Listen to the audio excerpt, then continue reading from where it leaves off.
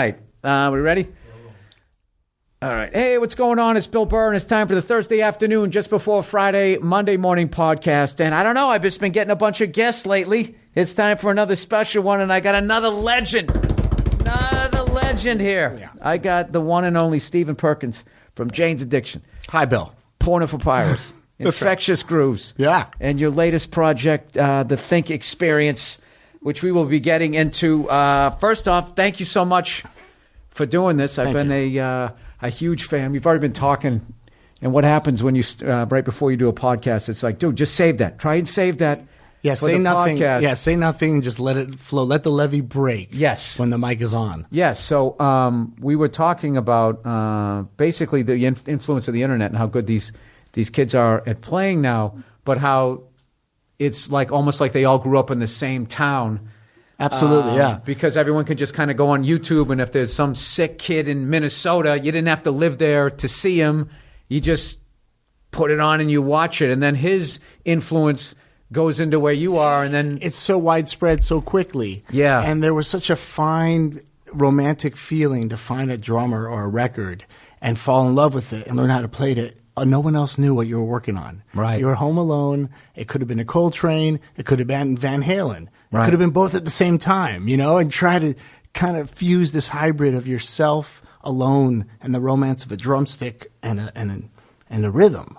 How did you come about your style like blew my mind when I first heard you. I missed the first few Jane's albums because I was neck deep in hair metal and all that. And when Ritual came out, it's just like that was the first time I really heard somebody with that kind of music, just the sound of that, and just all the snare displacement and all that. It just wasn't that approach of like, all right, 2 and 4 is the snare, and then I'm going to do some syncopated shit, and absolutely, the bass does this, and I'm going to follow it with my foot. And it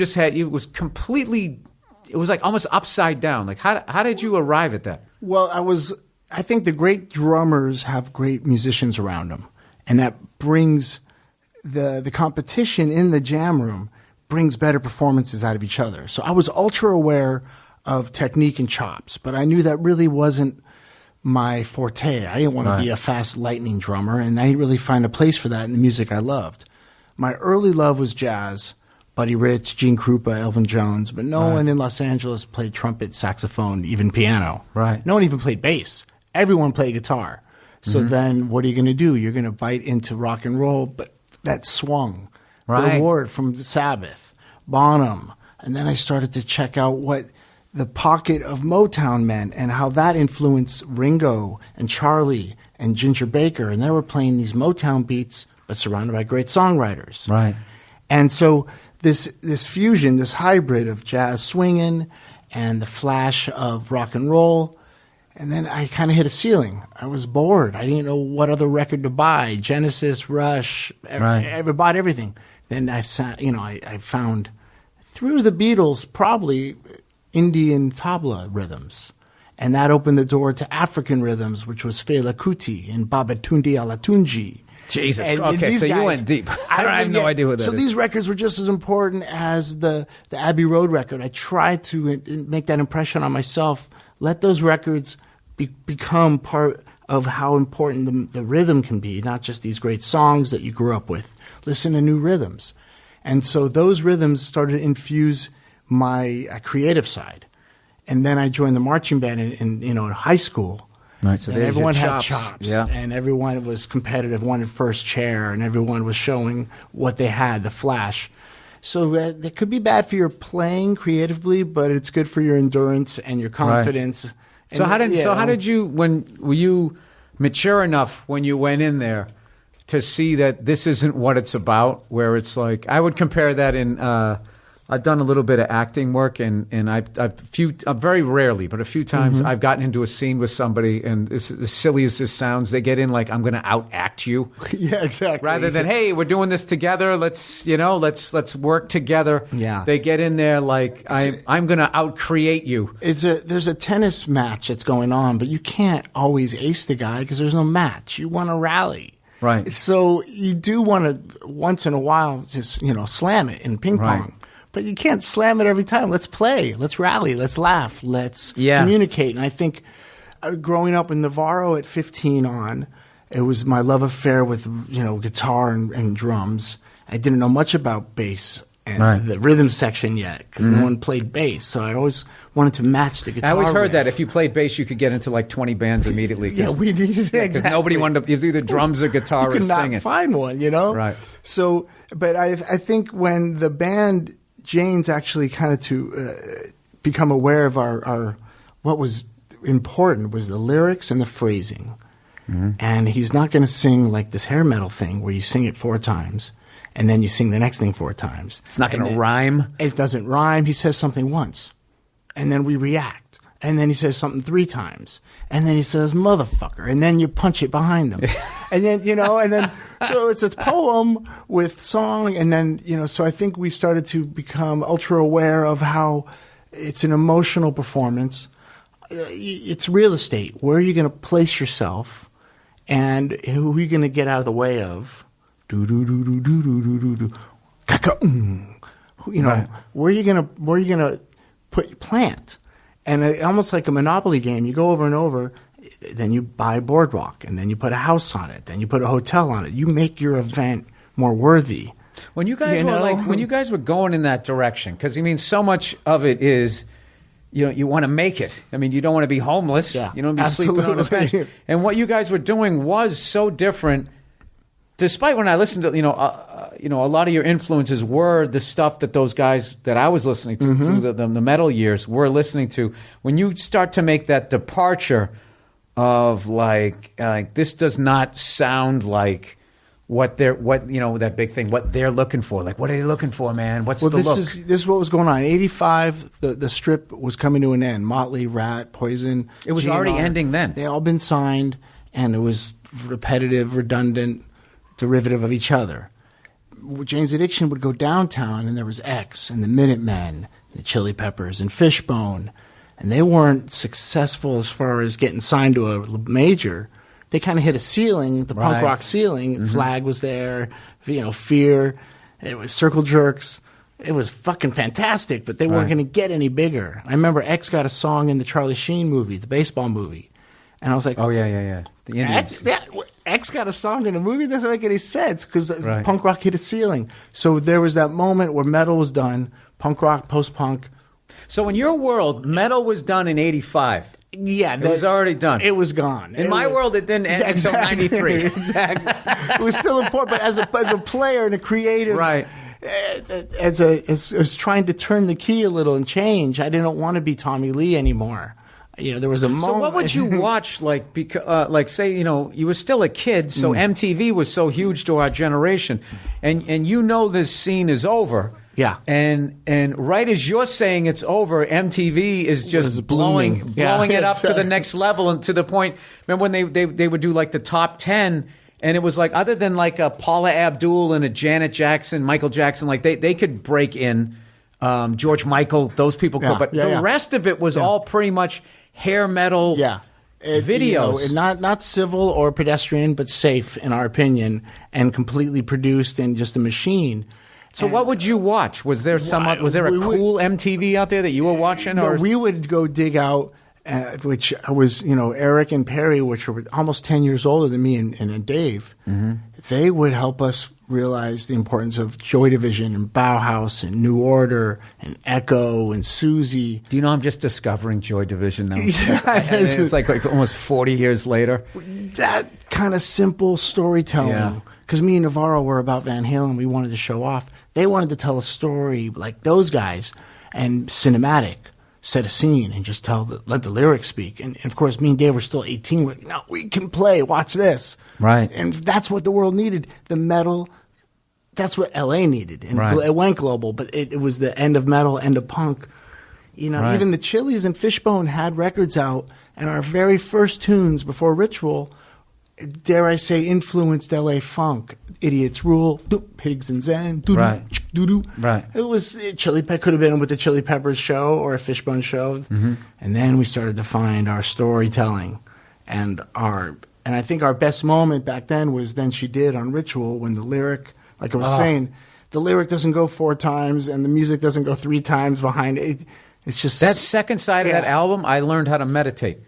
I swear to God, I used to put it on. It's a liftoff. Yeah, and I would put it, and I was really, it was like the first time in my life I was realizing that I was fucked up.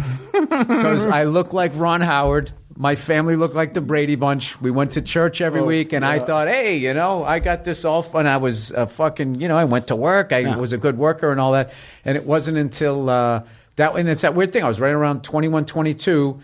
And that's right when you're supposed to be done with college. You're supposed to know what you want. Yeah. You're on your way to your dream or whatever. Put everything else behind you and move on. Yeah. Yeah, and I was just sort of like floating. Like, what the fuck? Like, that whole part of my life is done. College just went by. I'm still a freshman, basically. Now what? Yeah. What the fuck am I doing? And I don't know. That's my issue started coming up. So, well, the Ritual record, even though it was the end of the band, was what you're hearing is us on tour and shaving all the parts and playing them live and becoming an emotional organism. And then that's the documentation of what we sounded like. And it was, if we had a great manager, he would have said, take a year off. I see a future. Right. We had a good manager, just like, you guys are going to break up? Break up. He wanted what was now. We didn't give it to him. So we didn't have any guidance. But Infectious came immediately. I was in Hawaii. Those guys showed up, Robert and Robert Trujillo and Mike Muir. They're going on tour with Ozzy in 2 weeks. I'm in a new band. So I didn't even think it was the wrong choice to break up. But why, with something so beautiful and colorful, just call quits? No, take a break and maybe, like any hot relationship, maybe take a break and then maybe see if it's still worthy. But we didn't have any a little space, and then maybe have a date night and see if we still like each other. I mean, I'm so happy how the Porno for Pyros sound became something that was different, and we were able to grow. And we didn't have to be Jane's Addiction. And I love the second album. Yeah, that's the one. Was it Tahitian Moon? Yeah, Good God's Urge, Tahitian Moon. God, I fucking love that album. Yeah. That making that record was using all the money Warner's gave us to travel, write songs, and then use just a little bit of money to record it. Yeah, and I remember being all excited to watch Larry Sanders because you guys were on, and where you going, Miha? Yeah. We had it all set up to do Pets, and then we got up there like, that's going to be a bore. Let's do Miha, and that was a little more, a little charge. Yeah. But the band itself was based on what I was saying earlier, that rhythm and phrasing of Perry, and I wanted to bring. We didn't want to try to get a guitar soloist like we had in Jane's, one of the greatest. Right. So Peter was more of a songwriter on acoustic guitar, 12-string. Mm-hmm. And we wrote songs and with bongos around a campfire. Yeah, I want to say you had bongos set up where you would normally have like rack toms. Because we wrote the tunes campfire style with bongos and acoustic guitar. So when we went in the studio, those sounds and frequencies needed to be there. So I started to incorporate this hand drumming writing style into the drum kit and make a hybrid drum set, so I'm not going to rely on beats. So when you recorded that, did you play with sticks or were you playing with your hands on them? Hot rods and sticks.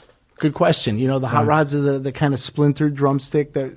Oh, is that what those things? They're quieter, right? Yeah. Oh, yeah. And it kind of, you can get into it still, but you don't have quite the attack and the articulation, a little bit more of a spread.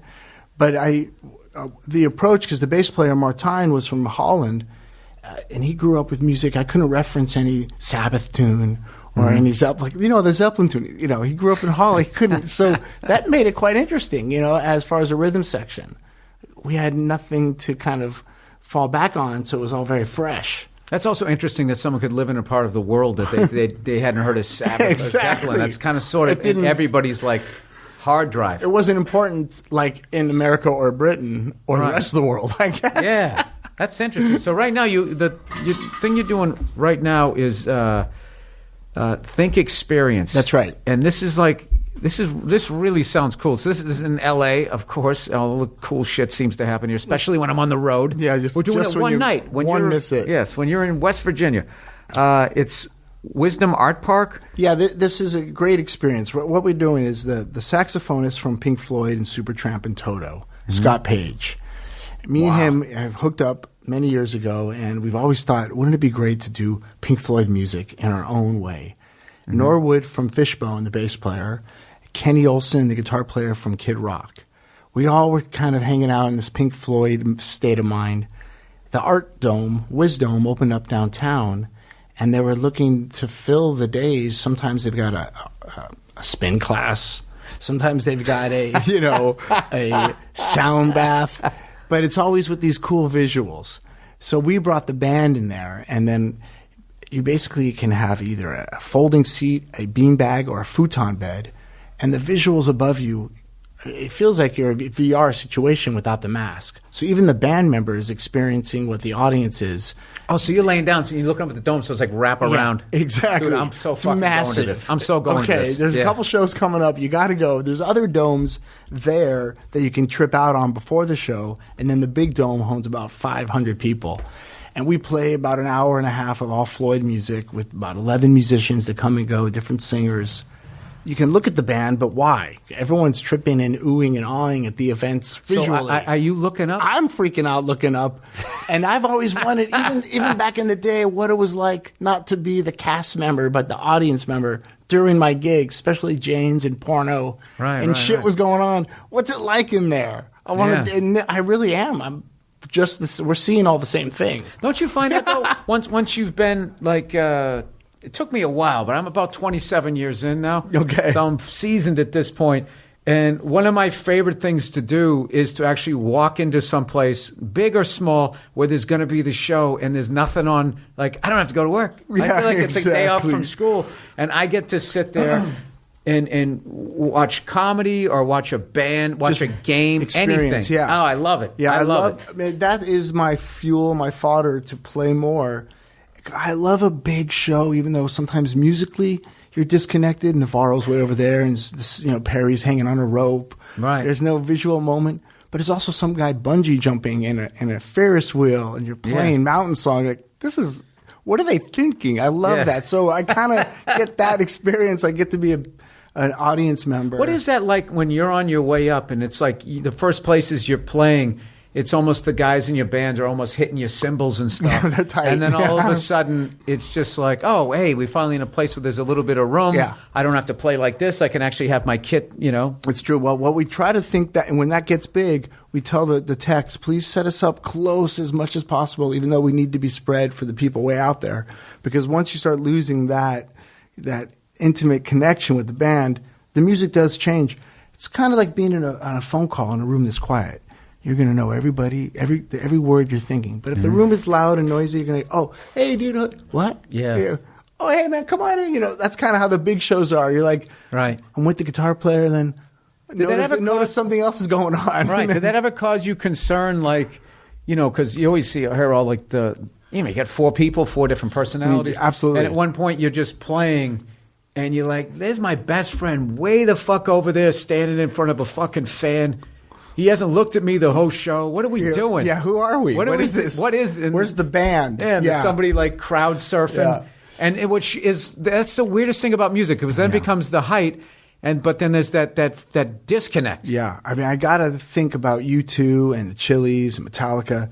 There's this connection they have with each other that is, it seems to be very well threaded and tight, and they even stand close to each other on stage, or they go satellite stage, a small little stage off the big one, right, to show that unit and to feel that unit. Yeah, because I almost would feel like you guys would have to, when you get as big as like that with the band, that you would almost have to schedule together time so you don't lose what got you there. Well, one thing's great about always with Jane's, we have a backstage jam room. And that is a smaller instrument. It's a small amp, a small kit, little PA. And we go back there and play our favorites, plus the tunes maybe to warm up. Maybe tunes that'll be on stage that night, possibly not.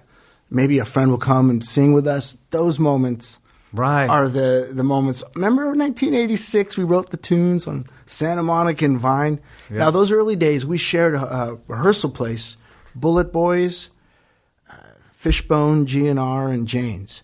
And after you rehearse, you put your gear in the corner, and then you bring it back the next day. And I remember, the Bullet Boys got a record deal. All of a sudden, they had new gear. Oh, shit. Yeah. And then GNR got big. Their shit moved out. They got their own room, But you can see progress, and anything's possible. No, but then that's that panic thing. Like, as a comic, you start looking, well, that guy's he started 2 weeks after I did. He's moving fast. And now he's up there. I must be doing something wrong. No, and you were actually sharing this space with people who were playing the music that people were saying this is it, and you still had that thing. Did the other guys like GNR or Bullet Boys, were they listening to what you were doing? I'm tight with Jimmy Deanna, the drummer from the Boys, the Bullet Boys, and he said he was recognizing what was happening. He was not only feeling the sound was becoming redundant there, that it was happening, what's next, but also the precision and the technical playing was being lost in that type of metal music. And so we were trying to bring back our love of Rush, Genesis. Yeah. Yes, there was like, whoa, listen to what these cats are playing, even though there's a story we need to tell. We're from Hollywood and something's going to reflect the mirror, the lyrics of the mirror. You know what I was thinking? I was saying to a buddy of mine the other night, like, everybody like ragging on disco is like a big thing. Everybody's like, oh my God, it's like the worst fucking music ever. I will say the heavy metal ballad are some of the worst songs. There's a few good ones. Scorpions, they fucked everybody. I mean, the Scorpions did one big one, Lady something, or about the Berlin Wall. I can't recall, but I couldn't remember if it was Home Sweet Home, which that's not one of the worst ones, but there are some out there. The bands that became derivative of a Motley Crue. Yeah. And then they had to do that. Now, remember, Keith Moon, they said, Keith, when did you stop destroying the drums? It's somehow stopped. You didn't notice, but they stopped for this, and he said, when it was in the set list, the song number 7, destroy the drums, you had to do it. Like, we're done. This is bullshit. Act like you're upset at your now, hold on. Your drum kit here. I brought this for you. Oh my God. It's a 24-inch bass drum head with nothing shocking artwork. All right, we got to take a picture of this together afterwards so everybody can see it. I thought you'd, you would love it, especially because you love art, music, and you play drums. There it is. That thing's been on the drum head, on the drums on tour, but we never poke a hole in it. We got the mic mounted on the inside. Dude, I can't take this. You actually? No, you kidding? It's a gift. It's a gift to you because you love music. This is going up in my drum room, dude. I can't believe this. You got it, man. What you do for music and art. And I was I don't know if you've seen my act lately. I don't know if I'm doing all of that. That's a good point. Well, it was a good thing. I inspire you to go in a different direction. Like, my act is basically like a heavy metal ballad, and I'm sending it. I'm inspiring other comics to go into a different direction. Well, my advice to anybody trying to be a drummer or a musician, of course, it's technique, but don't look for that pat on the back because that's a bore. You want to piss people off. My actual goal as a drummer is to think of my 3 favorite artists. They're the big ones. Right. Salvador Dali, because he can paint like Rembrandt, but he doesn't. He puts a fucking rooster coming out of the head. It looks real. You look closely, it's broken. Right. And then there's MC Escher with the black duck and the white duck and the rhythms that just continue, the patterns. That's a drumming pattern in art. So this is way beyond me. And then there's Pollock. He spent his whole life, like all of us, trying to become. He used it as a brush, right? And I wanted to be Bonham. And then he threw the paint, and that's what I thought. What do I do when they give me a rock riff? I'm going to do Babatunji ala Tunji. You know what I mean? No, I don't. This is beyond me, dude. I hate when I go to museums. They make me feel dumb. It hurts. No, I go there and I'm just like, I don't get what everybody's doing. But my wife is gradually trying to get me to be a little more. Well, the rhythm is so visual, and of course, even our bodies, whatever your digestive rhythm is, or your sleep rhythm, whatever it is, we all have a rhythm that makes us feel right. Well, what are you thinking when you're playing? Because you always have like the biggest smile, and it's like even if I didn't play drums, I'd be watching you. Look at that! That guy's having the time of his life. I can't do wrong. Of course, I can drop the stick or pull off something. The ego can strike you if you think too much. Like, you got it. Right. But I can't do wrong as far as... I remember seeing Gene Krupa play drums in a movie, and they showed a conservative couple.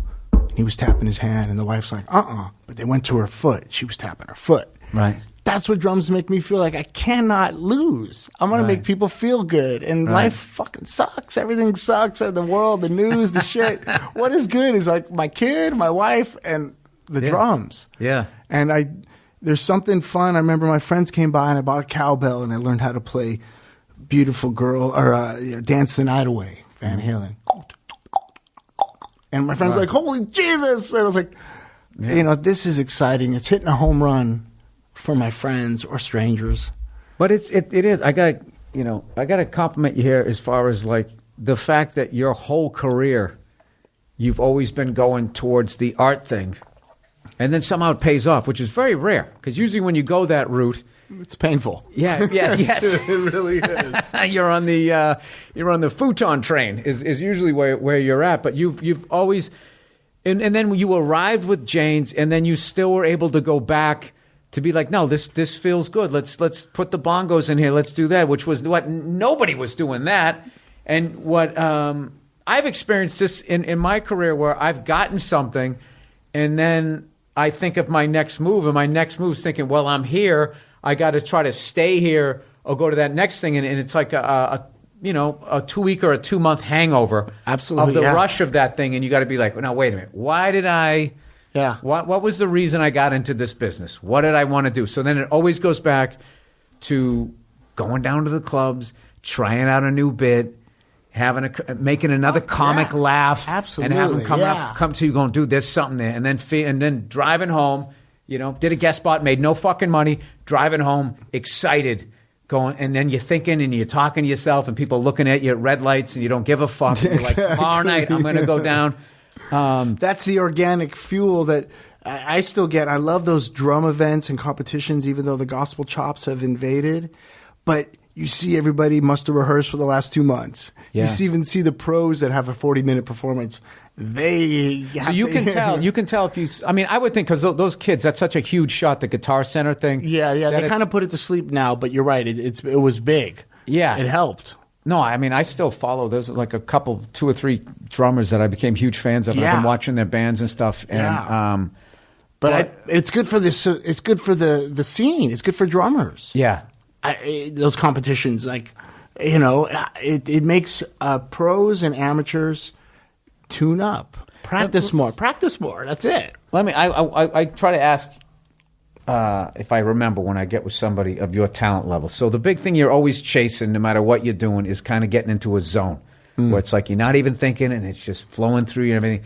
Do you have a way of like, if you're feeling like I'm in my head and I'm thinking about, and now I'm hitting the bass drum, and I'm like, do you have any mental exercise that you do to, hey, Steve, get out of your fucking head. You're in New Jersey right now. Yeah. Look at that person over there. Yeah. Take him in. Like, do you have any tricks to get you out of the worst artistic space, which is sitting between your fucking ears? Absolutely. Thinking, what do you do? I mean, there's so many ways as a drummer I can sit and practice, and I'm alone a lot. And there's a lot of alone time, and a lot of my musician friends have a different schedule, and a lot of my non-musician friends have a job. Mm-hmm. What am I going to do with my day? Right. I don't want to be faster. I just want to be more alert and be able to pull things off that I'm thinking with the technique. But there is the time I'm sitting at the drum kit, and I'm like, this is 100% me. This is so boring. Right. Do a 180. Exactly what you wouldn't play. Go against your instinct and force it over and over. And see what happens. Yeah. And so I have to force myself to, get away from the endurance and the technique and the speed and the flow. What's going to zap me creatively? How the heck am I going to wake up creatively and come up with something new? Is it putting a bongo in front of me? That would help, but that's not going to do it. I've got to hit the thing. How do you do this on tour? You're on tour. You're 40 fucking dates in. You want to go home. You miss your wife and kid. And you're, lights go down, crowd's going crazy, and you're thinking like, oh, Jesus, I would love to go back and take a fucking nap. What do you do then? I'm a complete believer in waking up and exploring cities, towns, people, the best sandwich shop, the best record shop, the fountain where the punks hang out, and then bring that to the gig, even feed it to the singer. Hey, they got a fountain down on 3rd. I was at the fountain on 3rd. And the place goes nuts. That's a turn on for everybody. I love that. And I put that into my playing. Right. And I tried to, okay, why am I here? I only play for 75 minutes. This is a whole day away from home or whatever, I'm missing. And so I do try to fuel it with I'm fucking lucky. I'm out of town. I got a gig tonight. Let's go enjoy. Right. I as a drummer, the recognition, you don't get much of it. You walk around town. I don't have anybody bother me. I don't know if that would be an issue. But I can imagine if you don't want to be recognized and you want that world to get out there, it could be a bummer. If you're fucking really famous. And you're like, you know what I always wish? I always wish they had that thing from Star Trek. Where you could be at home with your wife and kid and kiss them. All right, I'm going to work, and then they beam you to Toronto or something. I mean, how many times I want a clone to send him off to do the gig? Yeah, and that's why I like Iggy. But that's always a scary thought, because then I sit there going, who the fuck am I to be not, enjoying this right now? But then it's like, that's what makes human beings move forward, is you get bored. Yeah, exactly. We cannot just be there and just go, this is perfect, I'm going to do it over and over. You know what I do is I go out and I try and just walk out and not say anything for my act. This is how I get myself out of my head.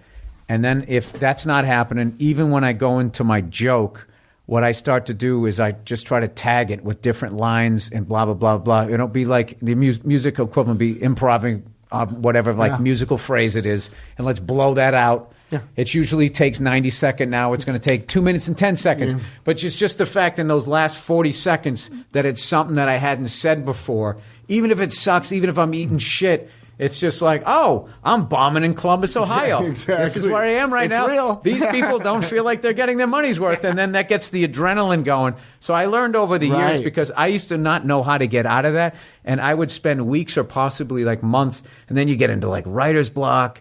And I had to like figure out like how my brain worked. Like it works in a very straight line where like if how to produce yourself. Well, if I thought about a show, I said 3 things that I liked. And if I said one that I said early in the show, and then one in the middle and one in the end, if the first one I thought about was in the middle, that's where the tape starts and everything before it gets erased. Gotcha. So I'm just like, all right, I don't know what the fuck that is, but that's how my brain works. So I have to, I've kind of learned, like, I don't tape shows. And when I say something and I'm trying to remember, I let it go. I'm like, well, that's how it was said. I learned that from watching you guys. It was just like, hey, that's how the song came out that night. That's the fill I played. That's the thing the guy sang. You don't have, everything isn't so fucking precious. It's not precious. And there's also a sense of humor to it. And that's what me and Navarro and Perry playing the Jane song so many times with different bass players. We had Duff McKagan, and we had Eric Avery and Flea. And we kind of play with the arrangement. Perry might just not sing the verse and dance around. And it's playful. And you have to know it's just, it's not so serious, man. It's a song. But if you're in the moment, that makes it fun. Right. And I'll do something to like make my tech laugh, or for Navarro, or we'll do something backstage prior to the show, a Van Halen riff, and then Dave will pull it out during the gig and look at me. That's fucking so cool. That's so cool. There's a powerful force that people are enjoying it. At the same time, there's an inside show within the show. Exactly. Yeah, that is so fucking cool. That is fun. What are the dates of this? The first weekend of April and the last weekend of April at the Wisdom Art Park. All right, so the first 2 weekends in April, because I'm actually going to buy tickets before first weekend and last weekend. Friday and Saturday. All right, so I have to go the first weekend because I'm out of town the last weekend, and I'm going to fucking get these tickets before this thing hits, because I want to go see that. I want to be fucking laying on my back listening to all that shit. Yeah, it's a next level experience. And I'm going with the beanbag too. Can I request that? Yeah, I'll make sure you have the bag. I had my 9-year-old come, and he had brought like 3 or 4 friends, and the other room's got a VR mask, and one room is made of mirrors and light, and they were just exploring everything. Right. And that's so cool, because now my music means more than just he's a drummer. They can realize, and his friends, that it's an experience. I'm just a slice of it, but I want them to share this new technology. Yeah. Because it's there. And, we can't ignore it. And the AI is here, but I want to use it as entertainment. But, of course, there's other ways to Does your kid think it's cool that you play drums? He loves it, man. That's awesome. Because I was going to sit there, usually they get to their teenage years, like, oh, my God, Dad, he's stop 9. being a rock star. He's 9. He's got time. Oh, that's so cool. Well, I don't know. What else did I want to talk about here? Oh, you got what do I got down here? Oh, I wanted to talk to you about when did you start playing barefoot? This is why I'm going deep. Yeah, I know, let's like, go deep. people who aren't like drummers are listening. Like, what the I fuck? got home from school at 12, 13, shoes and socks off. And then played drums till about 5 or 6. So I think that's just the natural taking the shoes and socks off at home. Now I play heels up, and I play with the balls of my foot and my toes, and I move up and down the pedal. So there's no comfort zone with a shoe on. Right. I get cramped, and my toe is going like a snail in there. It's like it's not working. Right. But there is something to say about the feeling of an extra weight of a shoe, and I definitely get a different sound when I have a shoe on. Maybe there's a little more beef behind it. I was going to ask you if, Yeah. like, you're at a club and, Steven say, hey, come in and sit in. You don't say, cool. hang on a second, It's like aw- it's Mr. Rogers, awful. and take off your shoes and socks. Yeah, it's awful. No, I don't do that. Yeah. I'll use what they got. But when I get comfortable behind my kit, I'd prefer to be just in a pair of shorts, nothing else, and play. Do you still have the kit that you played on Ritual? Do you still have the you still original have that? kits, yeah. What kind of drum kit was that? That was my 1980 or 79 Ludwig. That was a Ludwig. Yeah. And then on Ritual, during Ritual, we used some of my brand new DW kit as well, which was just weeks old. But there was a tour that we just finished using the same drums over and over, so you have that feeling. Mm-hmm. This is funny. When Jane's Addiction got our first 10K, we go, let's go buy new gear. Navarro played Marshalls. He went and got Mesa Boogie. Bass player played Ampeg. He got Trace Elliott. I had cracked Zildjians. I went and got Peisty. We went to rehearsal. Sounded horrible. Where was our sound? We just bought a bunch of new gear, just put it in the corner. It was a waste of money. We got our old shit back. Oh, no. Because that was how we sounded. We didn't need to go buy, gather. Isn't that funny? We don't need new shit. Yeah, you were sitting there, like, longing for this other stuff, Yeah, and you exactly. already had it. We had what we needed, man. And I remember just putting all this shit in the corner and going, oh, well, there was 10K, you know. What if you also did a project with one of the players from the Strokes, right? That's right. Nikolai, the bass player, and I have we have a band called Summer Moon. And we just did maybe about 15, 30 shows opening for Danny Harrison. And it's such a cool community of young, thoughtful musicians, creative people that are hungry to change and try new ideas on stage, backstage, in the studio. And Is that a new project that you were working with? Like, Yeah. like the album's coming out? Summer or- Moon. We did an EP about a year ago, and there's another EP coming right now. Yeah, because that band, the Strokes, was a band that I was like officially like old. Yeah. Because everybody was freaking out, and I was just like, I don't know who anybody is. They're kids. What is that? Yeah, and they were kids, and I was looking at them going like, oh my God, I'm like almost like 12, 15 years older than them. And, but that's another thing. Like I have to go back, all the music that I missed when I was growing up, I had to go back and start listening to that. And then there was the shit that I missed in the 90s, especially hip hop and all that type of stuff that I missed. And then now I'm kind of getting into the 2000s. Mm-hmm. And You're it's just like just the getting into it Strokes. now. I'm like 20 years too late for those guys. So I don't know. There's there's so a much toughness to shit. it. There's so much shit to try and listen to. But you know what I loved at the end of the 80s, early 90s was the sound of the drummer.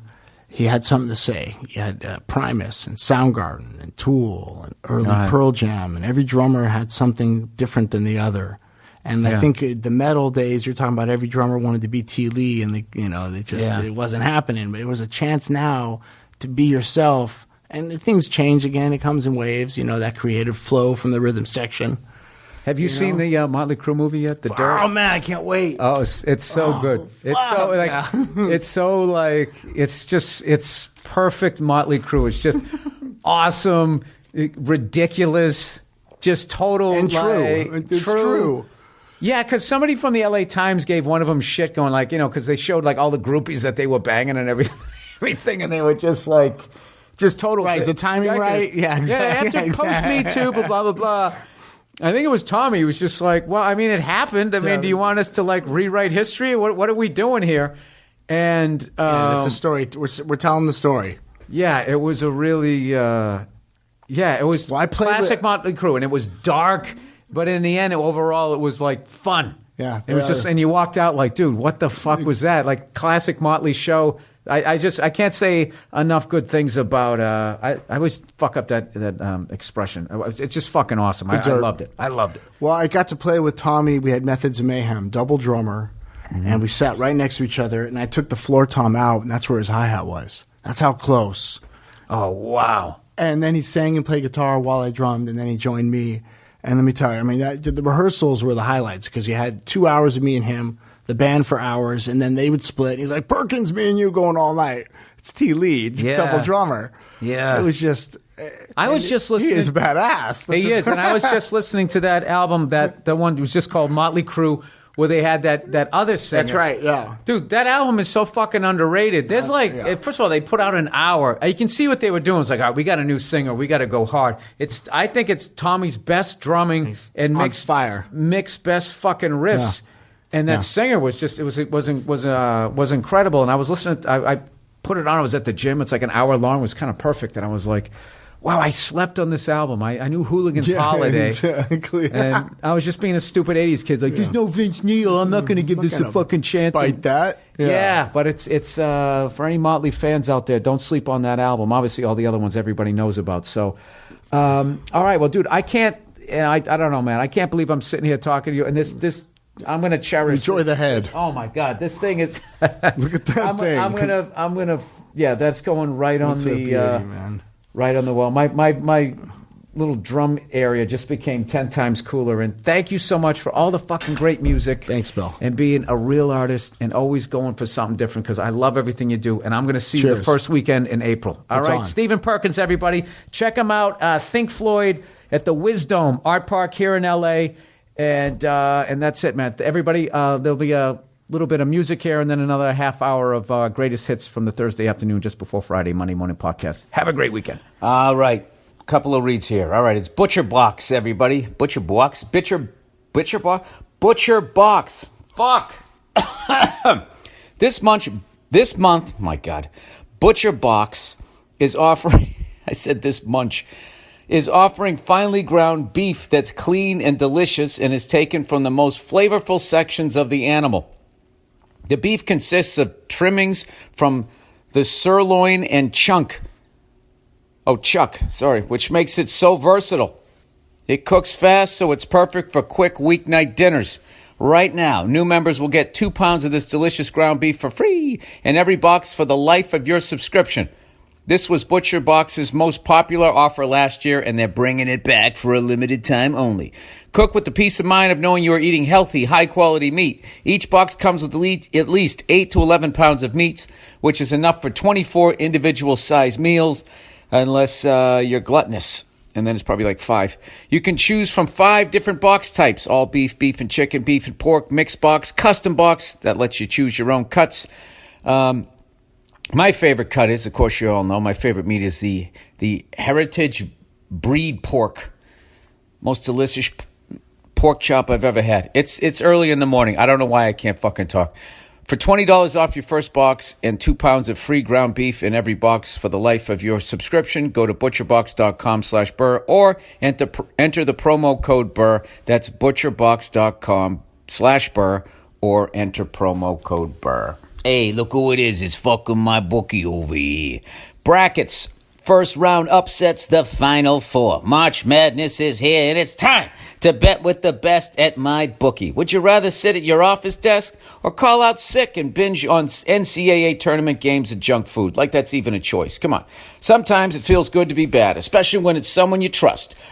Whether it's with someone you trust. And if you're looking for a place to get in on all the action, you can trust my bookie. They've been in business for years, and they're growing like wildfire. The best part is they pay out fast. So, when you call that 12 over 5 upset this year, make sure to celebrate. You'll be pocketing cold, hard cash. March Madness is the most exciting, action-packed sporting event of the year. Even grandmothers fill out a bracket. Place your bets with MyBookie now before you miss out. MyBookie will match your deposit with a 50% bonus.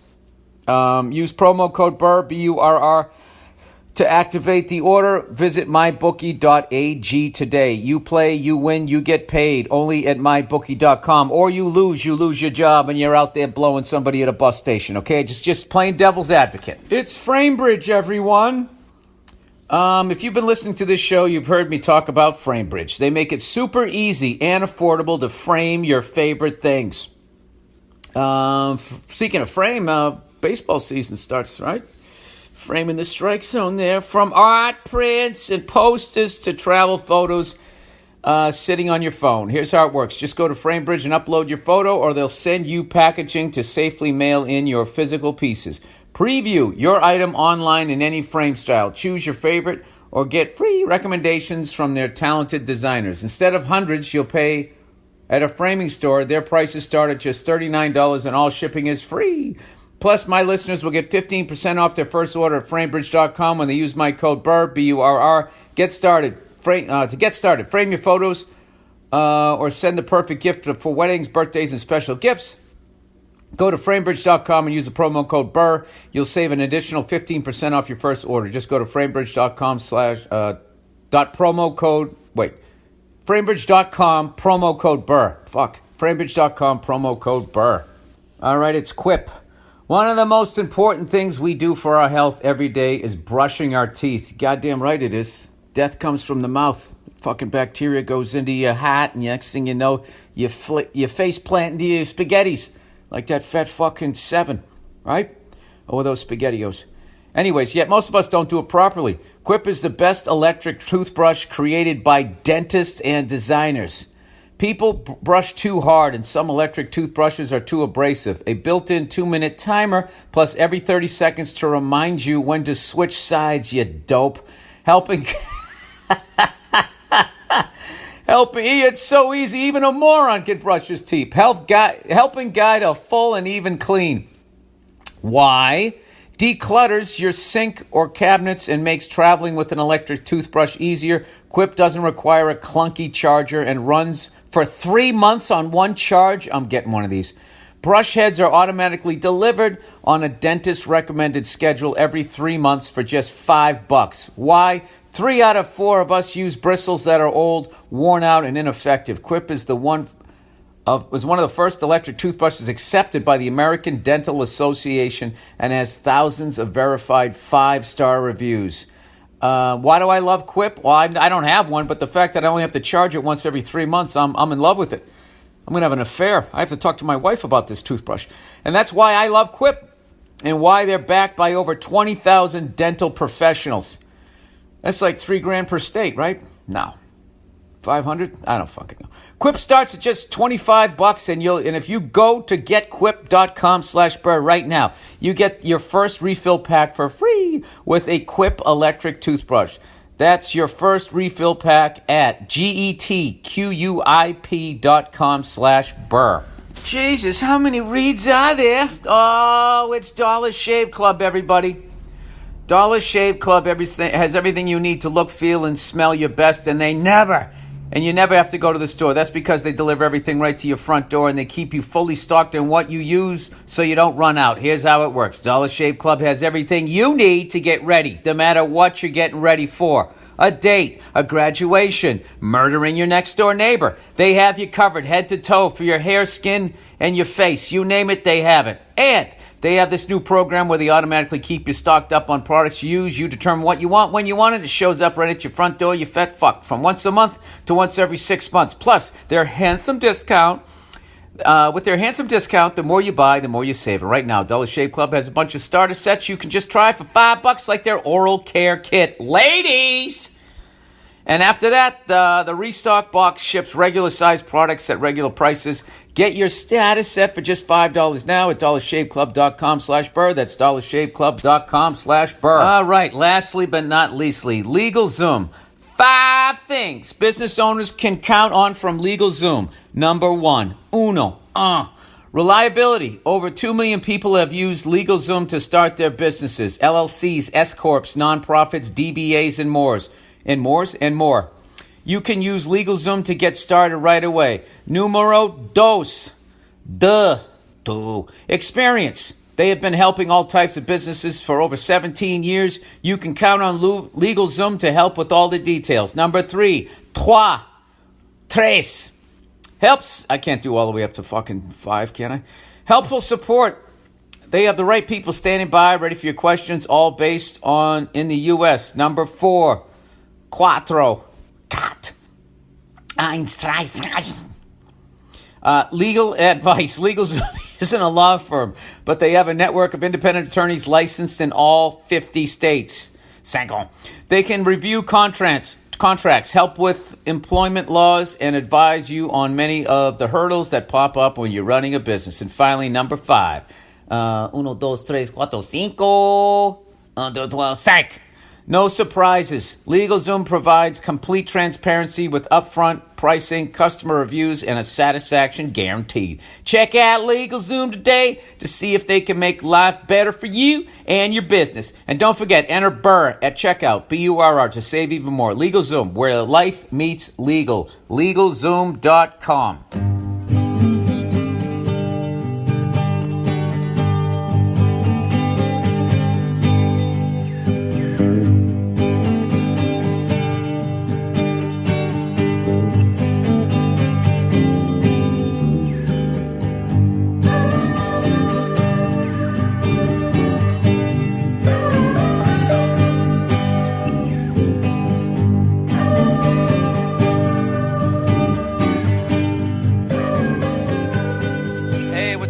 It's Bill Burr, and it's the Monday Morning Podcast for Monday. The fuck is it? March 28th, 2011. Oh my God, how is March already over? In like a lamb, out like a lion, did the fucking goat see its shadow? That's one of the great things about living in a desert. You don't have to listen to that dumb shit when it comes to February and March. You know, when you live in the desert area, I don't have to deal with that shit. What do you think's going to happen? It's been so mild in the beginning of March. Does that mean it's going to get tempestuous towards the end? I don't know there, Sharon. I don't know what's going to fucking happen. All I know is that it's going to be 70 degrees out every day for the rest of my life, provided I stay out here. Speaking of the desert, I actually visited a friend of mine,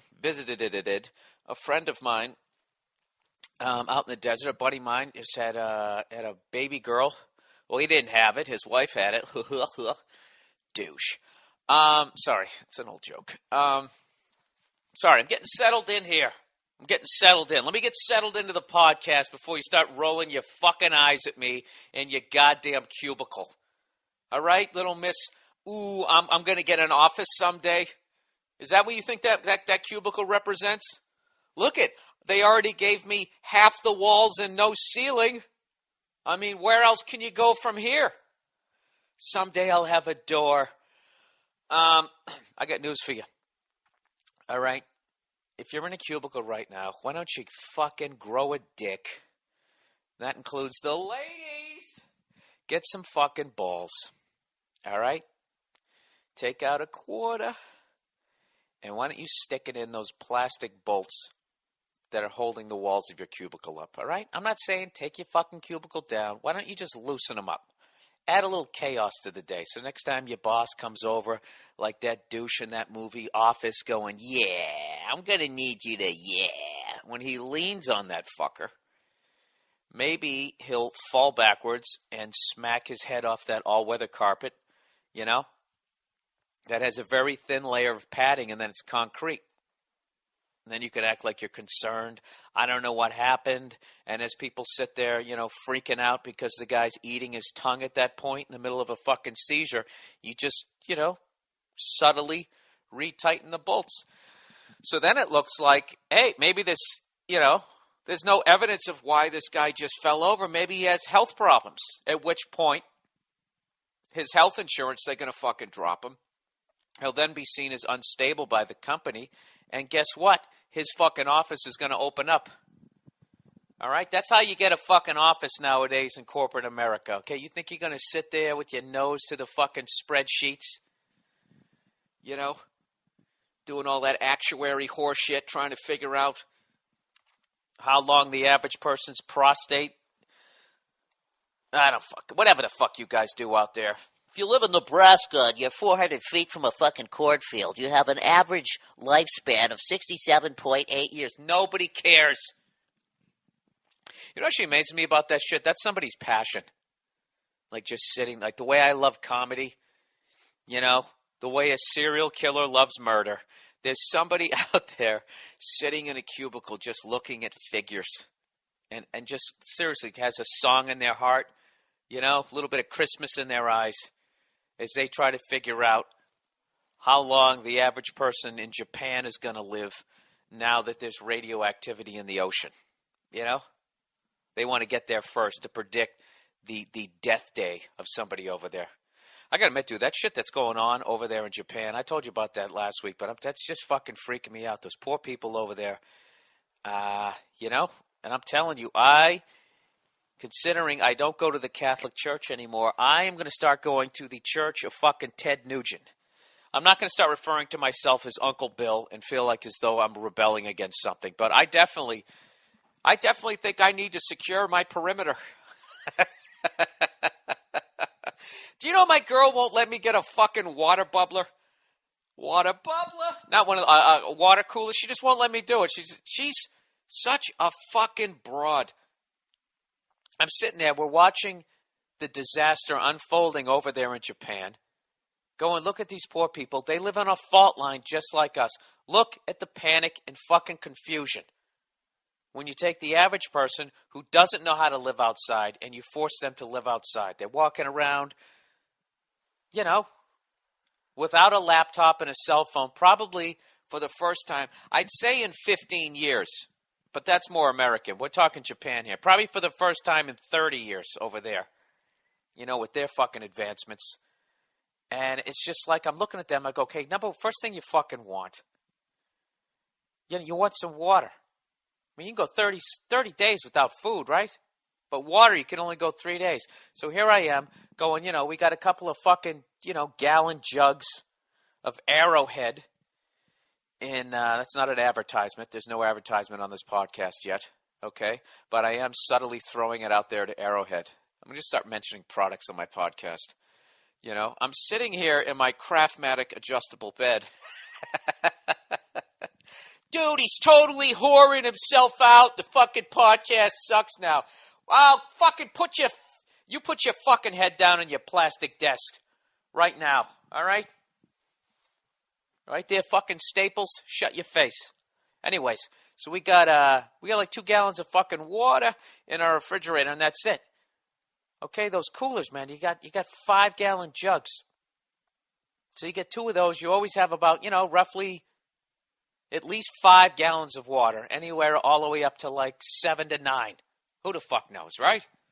Or maybe you get lucky. The earthquake hits when you got 2 full ones.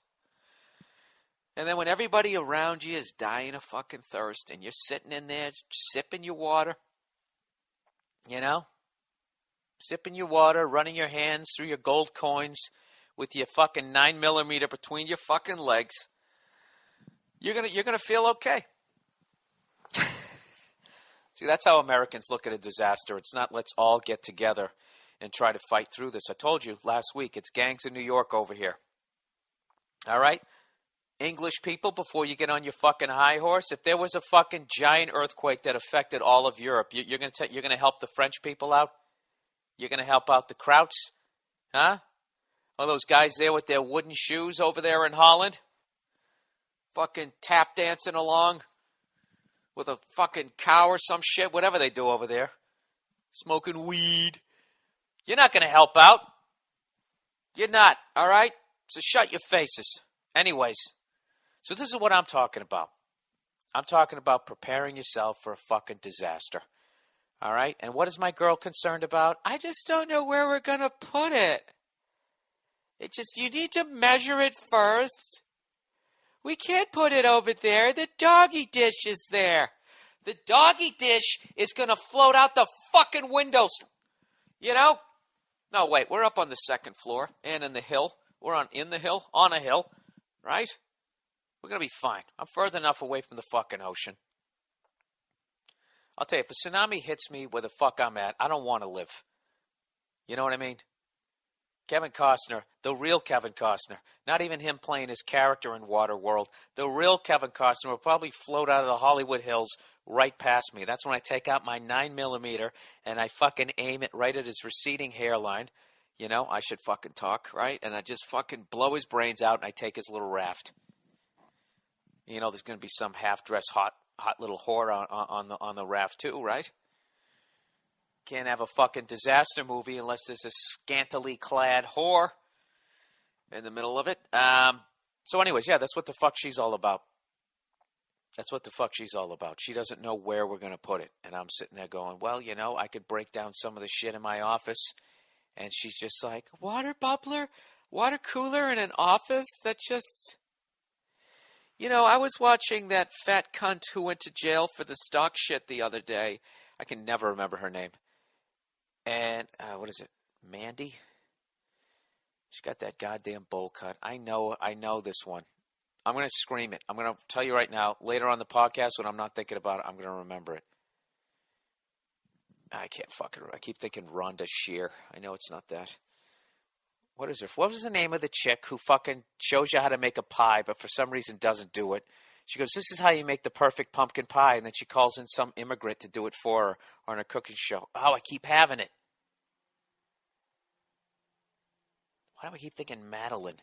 She's that fucking chick from Connecticut. Self-made woman. I respect her. You know? And I feel bad for her. She was the Oswald of Wall Street. She was the patsy. She's the one who went down. They didn't get any of the bankers. They just got her. Right? You think she gets her pubes highlighted? Do you think she has that kind of money? Martha Stewart! Bam! I got it. You know you be having some money when you get your pubes dyed, baby. Y'all ready next for this next motherfucker coming to the stage? This motherfucker representing D.C. Sorry, had a flashback to some old shows. Anyways, hey, speaking of survival, okay, I drive a Prius. Hi! You know what I love about the Prius is it's not the gayest car on the road anymore because Nissan has come out with an all-electric car called the Leaf.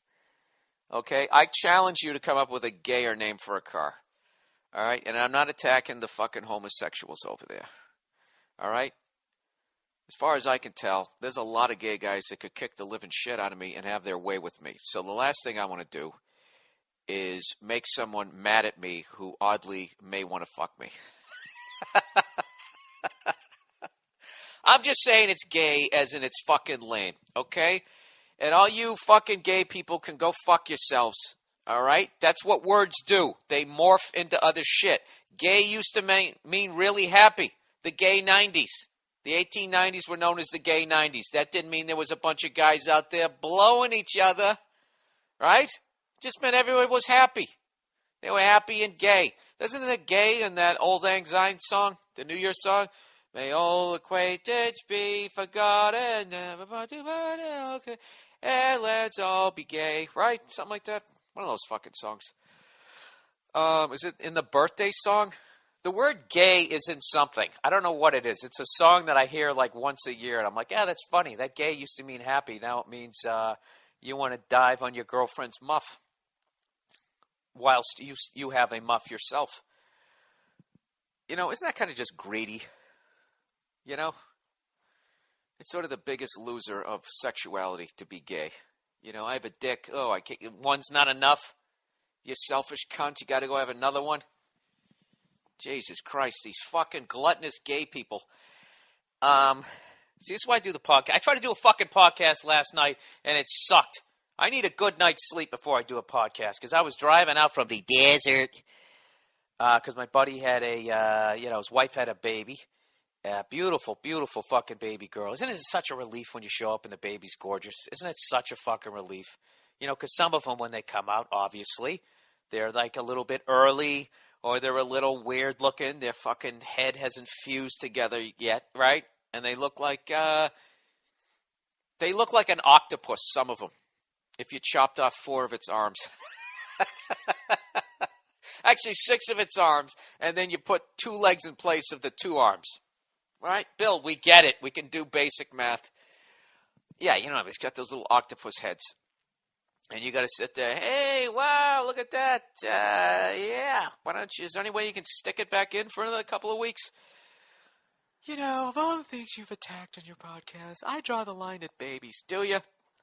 Why do you draw the line at babies? Huh? Because you can feel it kicking in your womb.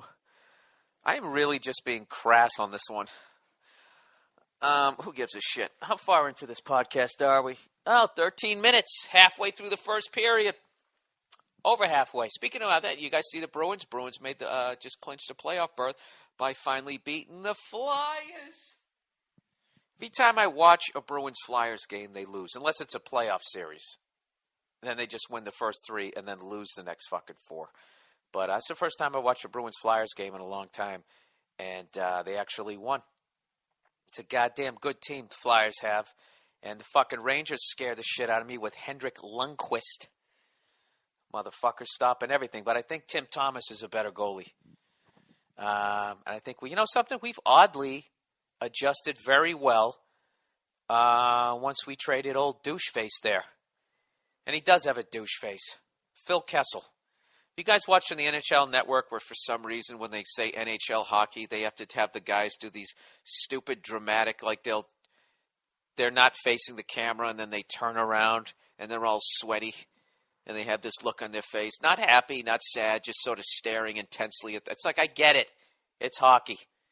It's an intense sport. You know, the guy couldn't towel off before this. Is he sweating from being under the lights? Am I really supposed to believe that he just skated over to the bench and you were able to black out the entire arena and now he's staring at you? Well, some of them look cool. Some of them look intimidating. Some of them look okay. But Phil Kessel, he just looks like a douchebag. I don't understand it because he's a fucking great player. But you see his puffy, baby-fat cheeks when he turns around, and he just looks like the kid that you would cross-check even if his fucking parents were standing on the side. You know, if you're playing like street hockey. Then you try to play it off. Oh, I'm sorry. And as he cried, it would make you have a nice feeling right in your heart, you know? Am I the only psycho like that? Wasn't there always one kid in your neighborhood you just loved to see cry? You know, and was there anything better that when somebody else did it and you didn't do it, so you could actually sit there and laugh and enjoy the kid crying and you didn't have to run away when his parents came running out of the house? Does that scenario even exist anymore with you fucking, this new generation of fucking cunts out there who spent their entire childhood inside on the internet and playing fucking video games? You missed out. You missed out. Back in the day when you used to play outside, there was always one kid, and he was fat or he was fucking weird looking. So what you did was you picked on him, unless he was funny. He realized, okay, I got to be funny.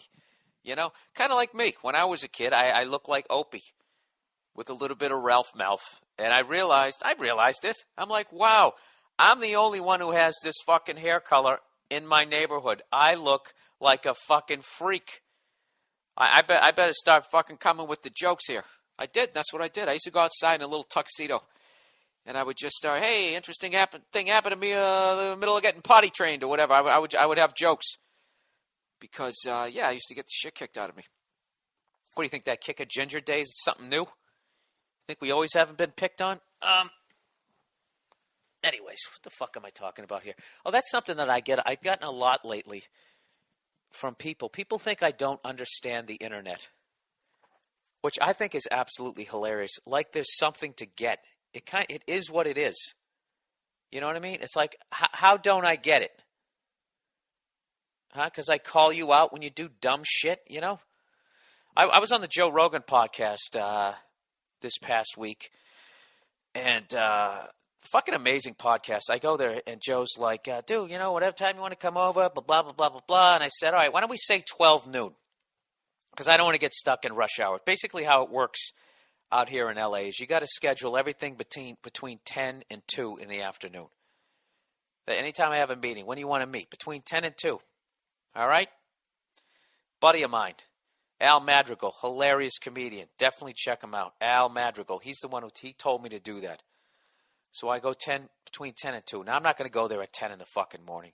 I said, all right, I'll go there at 12 noon. So I'll do 12 noon. I'll get out of there at 2:30. I'll avoid rush hour traffic, right?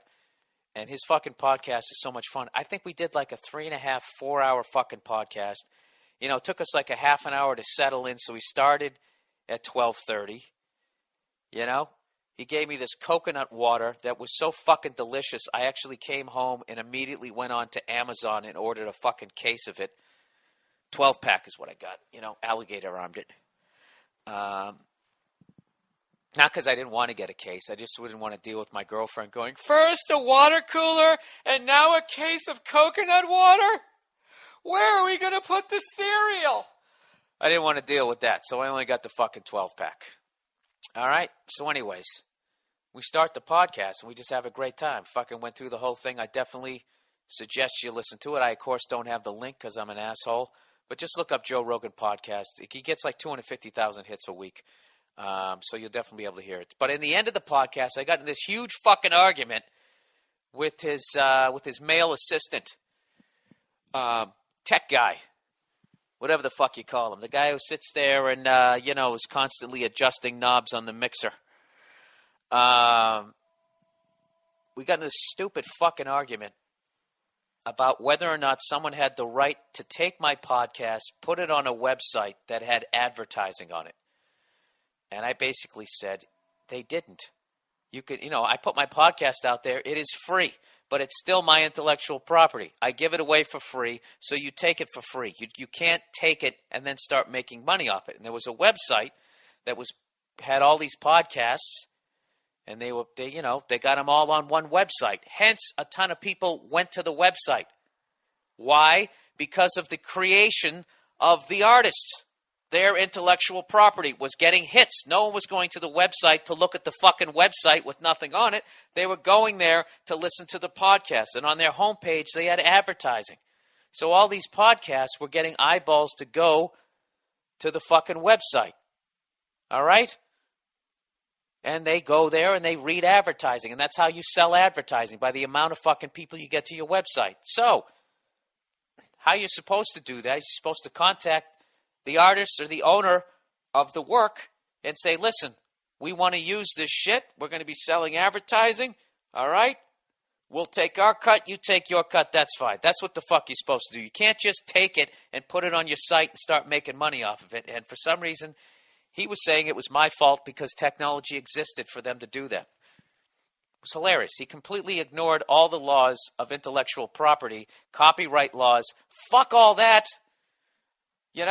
It's like, if you steal somebody's car, that's Grand Theft Auto. But if you go out and you go buy what do they call those little Jimmy things, those Slim Jims, where you can unlock the door to your car, if you have one of those, then, it's not stealing. It was the stupidest fucking argument I've ever gotten into in my life. I'm arguing what the actual law is, and this guy is talking about technology. But technology exists for me to do something illegal, therefore it's not illegal. It was fucking retarded. And the only thing more retarded was the fact that I couldn't fucking tap out of the argument. I can't believe I never brought up, well, dude, I actually called my lawyer who went to law school and majors with a focus in entertainment law, and not only did he tell me I was 100% right, he actually said I could sue that website if I wanted to, which I'm not going to. But that's how right I was. Jesus fucking Christ. I mean, a laptop exists that's legal to buy a laptop, and with the technology of a laptop and a little bit of smarts, I can break into your online bank account and take all your fucking money. Does it mean it's not illegal because laptops are legal? I don't. It was the dumbest fucking argument ever, and it lasted for 45 minutes. And of course, it got a zillion hits. Joe was telling me it got the most fucking responses. All right? And you're going to sit there and tell me I don't get the internet? I get it. I get it. People like arguments. They like arguments, and they like stealing shit and not fucking paying for stuff and then acting like they don't understand what you're talking about. It goes right back to all that stealing music that everybody did. Remember that shit? And all the artists got mad going, you're stealing our music. And everybody's like, we're not stealing it, man. We're sharing files.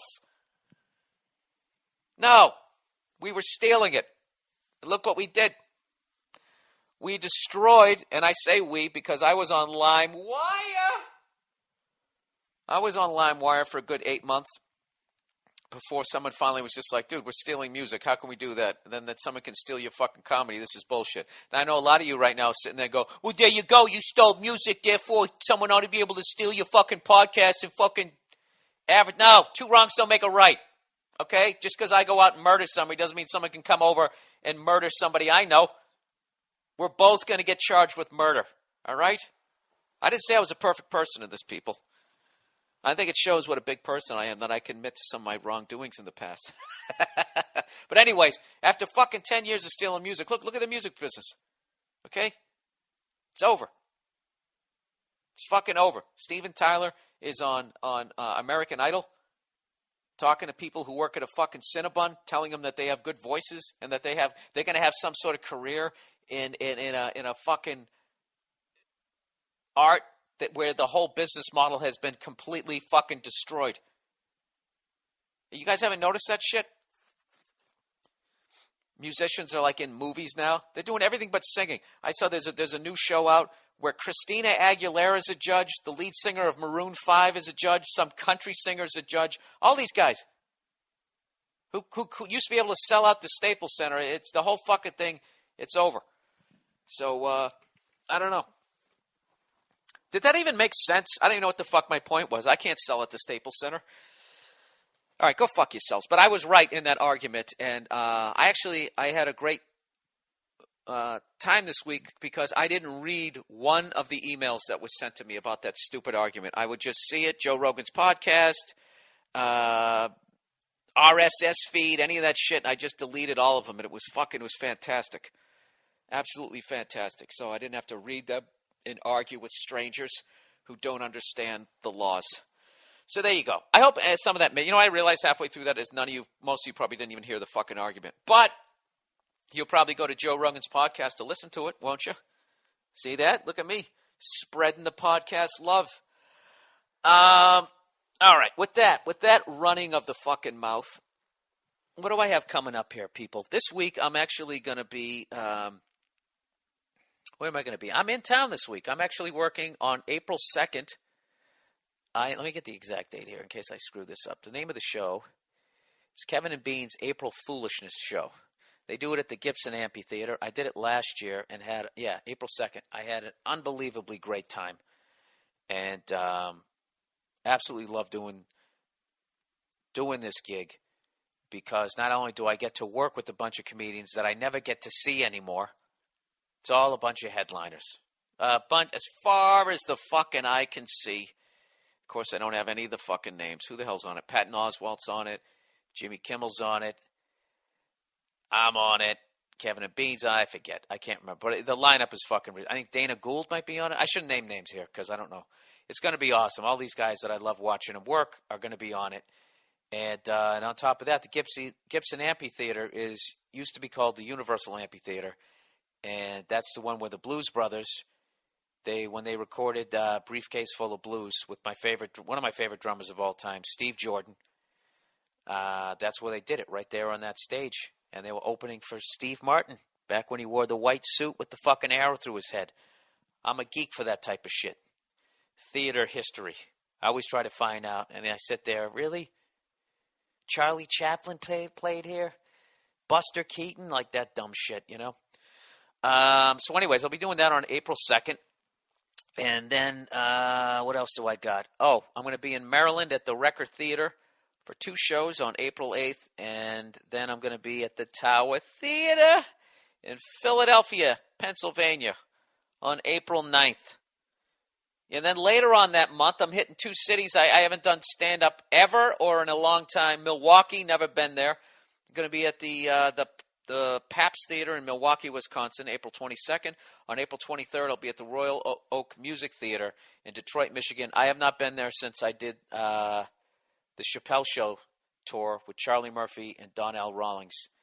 And I think we did that one back in 2004, so it's been 7 years since I've been there. So please come out to that. And with that, let's get on with the podcast questions for the week. Where is it? Oh, did I not even open the fucking thing? Jesus Christ, Bill. You call yourself a radio host or a podcast host? Is that what you call me?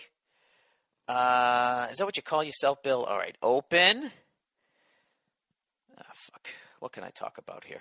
Can I talk about how the Bruins raped the Montreal Canadiens 7-0? Did you guys see that fucking game? Absolutely raped them. And I got to tell you, they deserved every fucking second of that because they're still bitching about that Zdeno Chara hit. You know? He finished his fucking check. The problem is that they still have that fucking board, that piece of glass right there. That's the problem. The problem is the NHL have seen for years guys almost get their fucking heads taken off on that part of the ice. What you should do is just somehow make that thing collapsible, move it away from the ice. I don't know what the fuck to do, but there's got to be. Okay, if I can have a car that has a collapsible front end and the engine is designed to go underneath me rather than into my fucking torso, there's no way the NHL can't have that. I'll put the clip on there, by the way, on the mmpodcast.com so you guys can see that hit.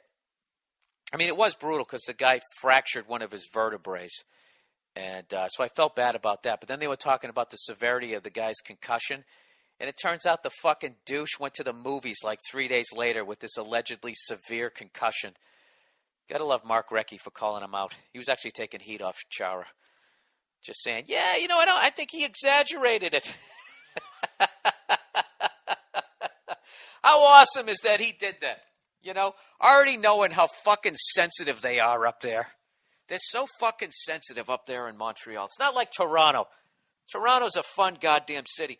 Montreal, some of the most beautiful women you're ever going to see in your life. But the men are just so fucking sensitive. They actually have the police looking into that hit. Think about it. Somebody got checked into the fucking boards. Okay? And unfortunately, right where the glass starts, or the glass in between the benches, and they want to put one of the Bruins in jail for playing hockey. I'll tell you what's funny is 10 years ago, there wouldn't even been a penalty on that play. Anyways, so this is the deal. The new email, if you want to send me an email, if you want to send me more fucking emails about agreeing or disagreeing with my argument on Joe Rogan, you send it to bill@themmpodcast.com. Please send me your underrated, overrated lists, your advice, if you have any questions, your stories of revenge, all the shit that we've been doing throughout the years here. And speaking of overrated, underrated, I got one here for you as far as something being overrated. You know what's overrated is outlets. When the broads get all excited, we're going to the outlets. They got a fucking, what the hell do they shop at? They got a Jordan Marsh, a J.C. Penney, and a Filene's outlet. Do any of those stores still exist, or did Macy's just fucking buy up all of them? Whatever the fuck they buy. They got all those stores. Oh my God, it's going to be blah, blah, blah. So you go in there as a guy going, all right, well, maybe this won't cost me as much fucking money. What do you want, a pair of shoes, sweetie? Hey, let's go to the outlet. Sounds like a fucking, sounds like a dream. Because when you really think about it, it doesn't make any fucking sense. Why is it so goddamn cheap? Why did they suddenly decide that they just didn't want to make as much money on that shirt that 7-year-old sewed together in the Philippines as they would in a mall? What is it about the outlet? If you use common sense, you actually think, well, they're probably not marking them down as much as they say they are, and it's probably a bunch of shit that nobody wanted, a bunch of shit that didn't sell well at the malls, and now they got to get fucking rid of it. Isn't that what it is? That's been my experience. They're overrated. You go to an outlet, and another thing that they like doing is they like to say that the actual retail price is about 30% more than it usually is. And then they give you a 2% discount, and you feel like you're getting like 32% off. Because people suck at math. They'll do Adidas shell toes, usually $126, now only $68. Where the fuck are they, 168 or whatever the fucking number I just said. They're shell toes. There's no arch support whatsoever. It's the same fucking design that you've had for the last 40 fucking years. So there's no extra cost. You don't have to hire somebody to design a new fucking sneaker. All right? It's like a goddamn Porsche. It's the same fucking design forever. So whatever. So we go there, and she goes into Prada. And I walk in, and it's still a fucking ridiculously expensive shoe. I got so fucking mad at my girl at that thing. I was telling her, saying, listen, Listen, we're going out to the desert. My buddy had a kid. It's his first kid. I want to go out there. That's what it's supposed to be about. But you know fucking women. They can't just go out and go do. They always got to get something. Yeah, if you notice that?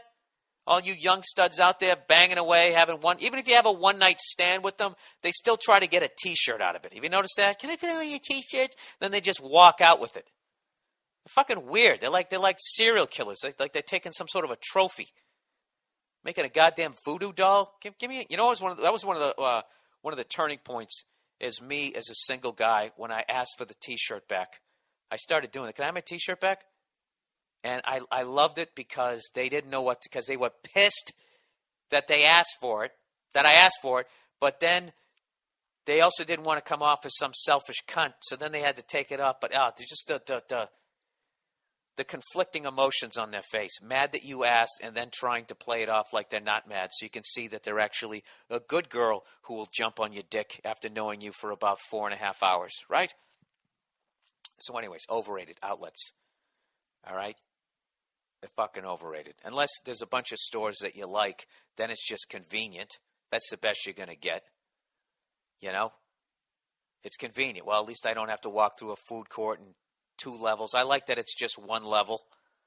I do like that aspect of it. But in general, I don't see the fucking deals. It's like how, do you know how like Vegas used to be mob run and now it's corporate owned? And gradually the $8 steak disappeared that you could get. Dude, you can get a steak for like $6. You can't anymore. They turned them all into buffets. It's like the $20 buffet. And then you got to go there and feel like, you ate your money's worth. So you go there and eat 10 times more than you normally would have, and then you're killing yourself. You ever eat so much you start sweating? You just have such a bizarre combination. You're eating like rice and then a slice of cake, some fucking pancakes, and then a piece of fish. Your body's just like, dude, what the fuck? And you finish it off with like a pickle. Then you're just sitting there, right? Looking like that guy on Man vs. Food, when he gets down to the final 2 bites.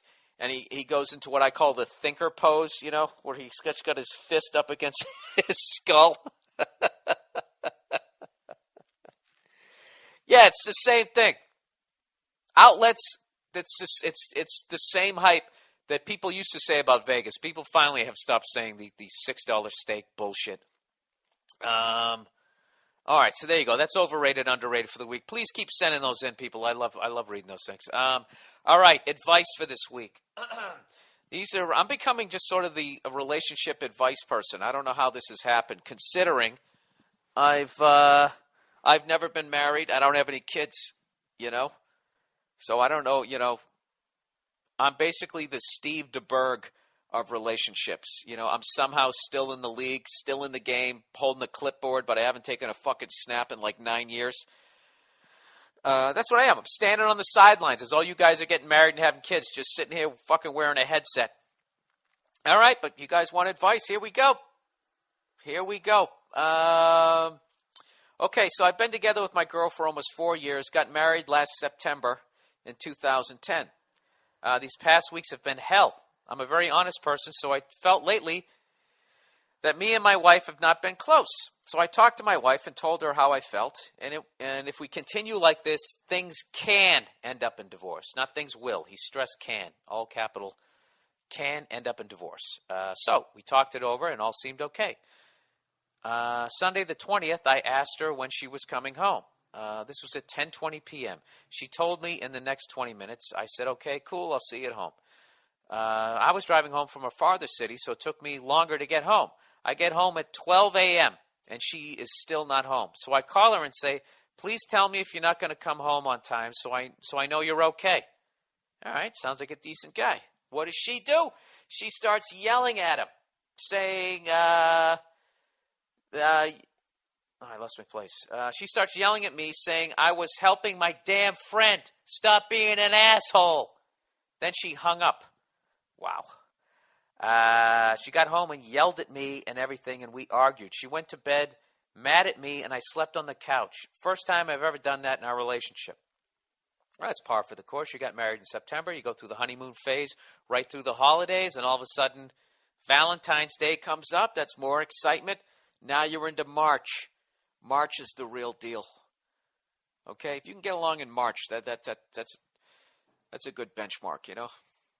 There's nothing going on in March. There's no Valentine's Day. There's no holidays. Unless she has a birthday. Then it doesn't count. Hey, Bill, why don't you shut the fuck up and read the rest of the email? All right, I will. All right, next morning she leaves for work, and I tell her, I hope you know me sleeping on the couch is not a good thing. And she goes, well, me not kissing you before I leave isn't a good thing either. Jesus. Later on Monday, she says, I am not sleeping at home tonight. I don't know if I want to be with you anymore. Jesus Christ, dude, this is like fucking going vertical here. She's in the space shuttle. It's Friday now, and all week she hasn't come home to me. She won't even tell me where she is sleeping, barely answers my texts or calls. She told me she isn't happy. I don't treat her good. She doesn't love me the way she used to.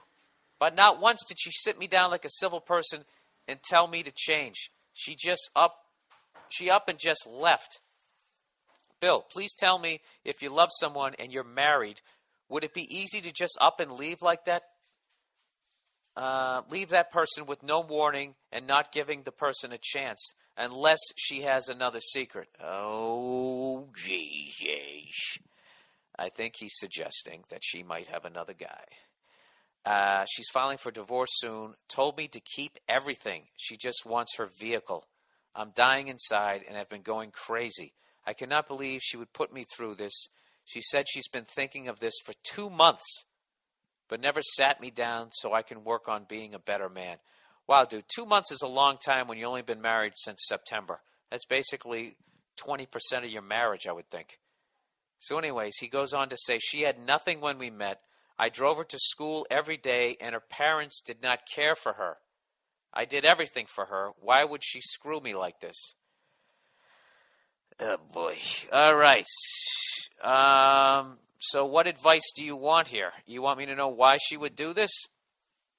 All right, let's all right. Out of everything she said there, I know all my listeners right now are pretty much convinced that she's out fucking around on you. And, who's kidding who? They definitely, I don't think, would be wrong to think that. But I think the fly in the ointment here is your description of her relationship with her parents. When you said that you drove her to school and did everything for her, yet her parents did not care for her. This is something that I noticed in my horrific dating past. If you want to get somebody stable, you have to come up with some sort of list of qualifications that they have to pass, or at least they have to pass most of them. And one of the things, if you want to get a well-adjusted female, I'm not saying that they can't come from divorce, but they have to have a good relationship with their parents. Okay? I found that to be a major red flag. If I was on a date and I found out that the person I was on a date with was not speaking to either their mother or their father, or would say, my dad's a piece of shit, or I fucking hate my mother, or we don't talk, right there, I'm telling you, just run in the other direction, because, I don't know, it just seeps into your fucking relationship, and they do shit like this. Because I'm thinking, if you were doing everything, if she came from a household where her parents, people who are supposed to love her unconditionally, and they weren't doing shit for her, and then you come in there and you start doing everything for her, just out of never having that in her life, on some level, she's going to fall in love with you, even if she doesn't love you. She loves you because you're giving her what her parents never gave her. You know what I mean?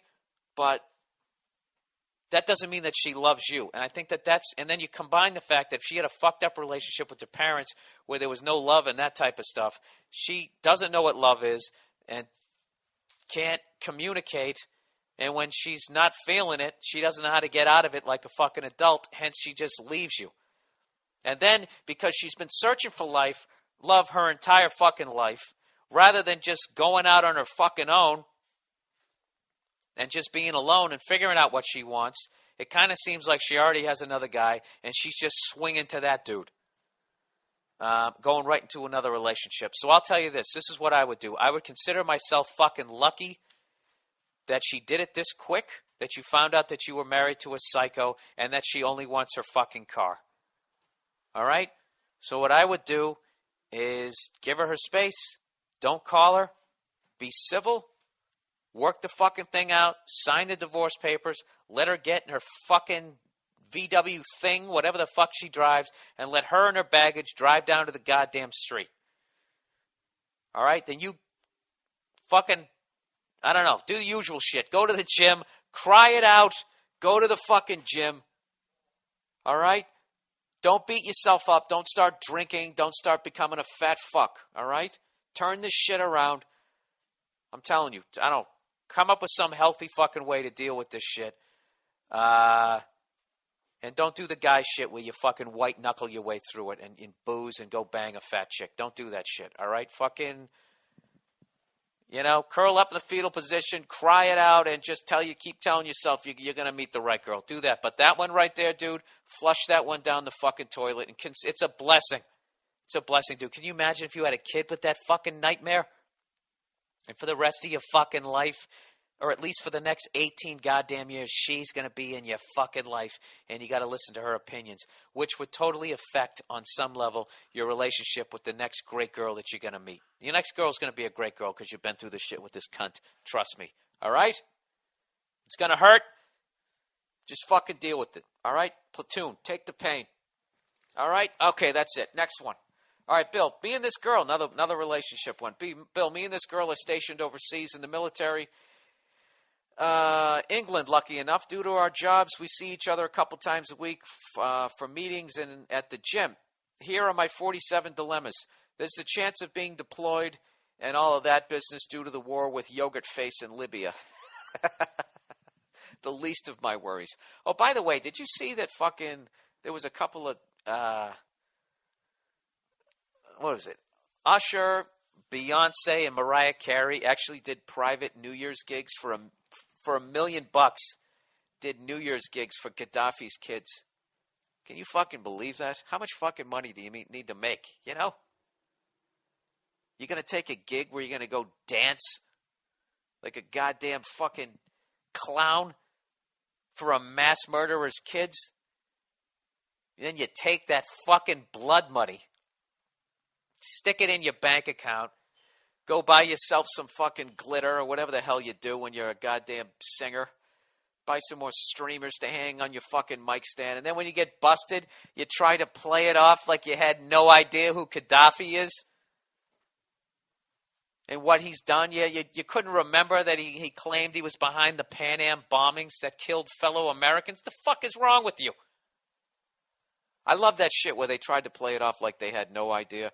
Okay, at the low level of entertainment that I'm at, anytime I do a private gig, they always tell you what the deal is.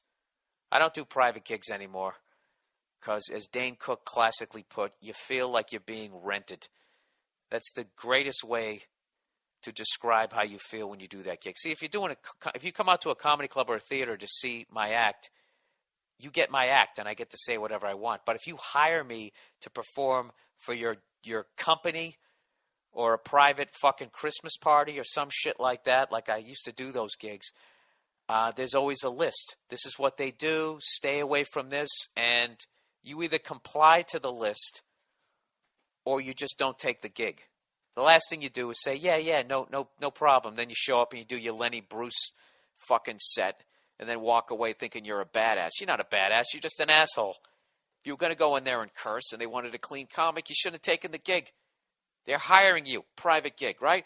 So, but anyways, anytime I do a gig, if there's somebody in a fucking wheelchair, if there's somebody mentally handicapped, just that shit alone, they'll poke their head in the back. Hey, just to let you know, I don't know what jokes you do, but this is the situation out there. Just giving you the heads up so there's no problem. There's no fucking way their agents didn't say, hey, listen, just to let you know, you're performing for the children of a mass murderer. This is how they feel about females over there. Stay away from this. You're able to gyrate this much during songs. There was a whole fucking, it's $1 million gig. There's no way the agent lets the artist go in there not knowing who the fuck they're performing to, risking losing their commission on $1 million fucking gig. They're completely full of shit. They're just giving the money back because they got fucking caught. I think it's horrific. Absolutely horrific. So anyways, back to the email. So we've both been here me and this broad for about 6 months. 6 months. Okay, let me recap here. Up until this point, he sees this girl a couple times a week. All right? Okay, so 2 dilemmas. He works with the girl, and also, if he starts developing feelings at any point, he could get deployed to Libya, and she couldn't. And she might not, or they might both, and they'll be in separate parts of the country and not fucking see each other. You know what I mean? I don't fucking know. I don't even understand. How the fuck can we start a third war? We couldn't even afford one. I really don't understand it. All right, let's continue here. We've both been here about 6 months, and in that time, everyone on the base has tried to get into this chick's pants. She's a bombshell for certain. No one seems to get close, however. I come to find out she's basically got dumped when she left her last base stateside and has been cooped up in her house off base, trying to keep in touch with this dude. She's rarely gone out and hasn't given dating or whatever much of a thought as far as I can wager. Meanwhile, I've been busy being miserable on my own, as well as I had this stint with some cop chick over the winter, and that basically died. About 2 to 3 weeks ago, I start talking to this broad and spending time together regularly after work. Nothing too seriously, but apparently I can make her laugh. I'm getting the notion that she's moving on from her old relationship. Things seem to be going swimmingly. I'm just not certain I can take the multiple risks and try to make a situation out of this that wouldn't somehow end up in some sort of complete disaster. I'm technically shitting where I eat, and it's not like I can just quit this job tomorrow. I'm in the fucking military. I'm trying to avoid certain disaster, yet, however, I'm primed to be in the zone for a good-looking piece and perhaps a healthy relationship thereafter. I'm not sure how far to take this thing. I'm conflicted. I could use a laugh. Thanks for the podcast. All right, dude. These are very fucking mature concerns. This is all up to you. You got to figure out how you feel about this girl. All right, and then act accordingly. All right, if you want to fucking just bang this girl, if you figure that out, if you just want to bang this girl, just be upfront and tell her that it's just a sex thing. And she either goes for it or she doesn't. All right? And if she goes for it and you bang her and then you don't call her afterwards, or you're just still not having feelings for her, she can't get mad legitimately because you talk to her about it up front. Of course, there's always that, 18% psycho rule, where she could be thinking, well, after he fucks me, he's going to realize what a great person I am, and then we'll have a relationship, I would be a little bit nervous about this girl because she's still hanging on to this other person. So I don't know if she's just wounded or if she is an actual psycho. So I will tell you this. If you just have a fuck buddy relationship with her, this is the key. All right? You have to space out the times when you bang her. All right? And when you bang her, she can never spend the night. You also can't watch a movie with her. You can't do any sort of things that indicate you have some sort of relationship beyond fucking. All right? And you have to bang her like the filthy fucking whore that she is. That's basically how you sustain a fuck buddy relationship. You fuck and you leave. And that's all you do. We are fuck buddies. We are not movie/fuck buddies. We are fuck buddies, and that is it. All right? If she calls you up and asks you to come over there and help hang a fucking picture, you don't have time. You can't fucking do it. All right? That's it. You are a dick, and that's it. Now, if you want to have a fucking relationship with her, you got to figure out if you really like this girl. At which point, if you're mature enough, you probably shouldn't try and fuck her, because that will cloud everything. Personally, I've never been able to do that, so good luck to you. Those are your two options. Fuck buddy relationship, figure out what the fuck you want to do, and then act accordingly. All right, sir? Good luck. Hey, Bill, I'm going on my 11th hour of work today, but I can't read that part there. Too many names there. Okay, anyways, Bill, I was fat and in a destructive relationship for most of college. My confidence was just about ruined before I dumped the cunt.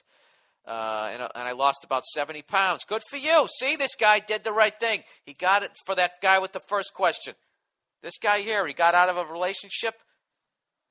All right, and look what happens. He goes to the gym, he drops 70 pounds. Good for you. Since then, I've been with a lot of women and haven't had trouble meeting women. I just know how to act confident. I have trouble but I do have trouble finding the line between asshole aggressiveness and simply being confident. All right. Well, you're already banging a bunch of women. You've lost 70 pounds. It sounds like you're killing it. So what happened? Did you piss off a couple of women? What is your definition of asshole aggressiveness? Are you talking to them, be like, hey, baby, and just reach up and grab a titty? You know? This is the thing about being confident. What you got to do is be confident about yourself, but don't insult the woman. Don't, like, I've never liked that. Like, some guys do that. What they do is they go up there, and how they get the girl to be in a weak position is they sort of say things to her that kind of makes her, like, insecure. I don't know. What is a good example of that type of stuff? Like, I don't know, you can just make some sort of comment about the clothes they're wearing or just something, or just be like, oh, what is an example? I never did that. Not because I'm a fucking great guy, just because I have a need to be liked, so I could never go that way. Although I have found that, like, reacting to other hot girls walking around the club with a lot of girls will somehow, I don't know, it's this weird thing with that, like, that's sort of their competitiveness. You know, if you can just get into a conversation about them, about, you know, how hot you think some other girl is. I know this sounds fucked, but this has actually worked for me. And then you just start talking about what you like in women, what turns you on, and then you steer the conversation into sex, and then you're in there. So I would say, for me, the difference between being asshole aggressive is if I actually say something mean. I don't know. I don't think you should ever be mean to a girl to try to get her to fuck you. I just think that's like a cowardly way into it. But, you know, for you to be a cocky asshole, and if they compliment you about how you look, just be like, yeah, I know, I'm a good looking guy. I don't know what it is. Women like me. Just along those fucking lines. You just do that. As you're sort of making fun of yourself, then you show you have a sense of humor. I would try to go that fucking route. I don't know. But once again, you're talking to a guy who looks like Ralph Malph, so it probably works. You know, maybe you guys can be assholes if you actually have some sort of pigment in your hair. All right, let's plow ahead here. Bill, a friend of mine who I played in a band with for over a year in high school lost his mother to a sudden heart attack. At the memorial service, I get out of my dorky hippie Ford Fusion hybrid at the church and see a smoking hot chick climbing out of a white 2010 Ford Mustang GT with racing stripes and walks inside. Dude, that sounds like the beginning of a great fucking movie. You know, the nerd in his little douchey car, and then some hottie, you know?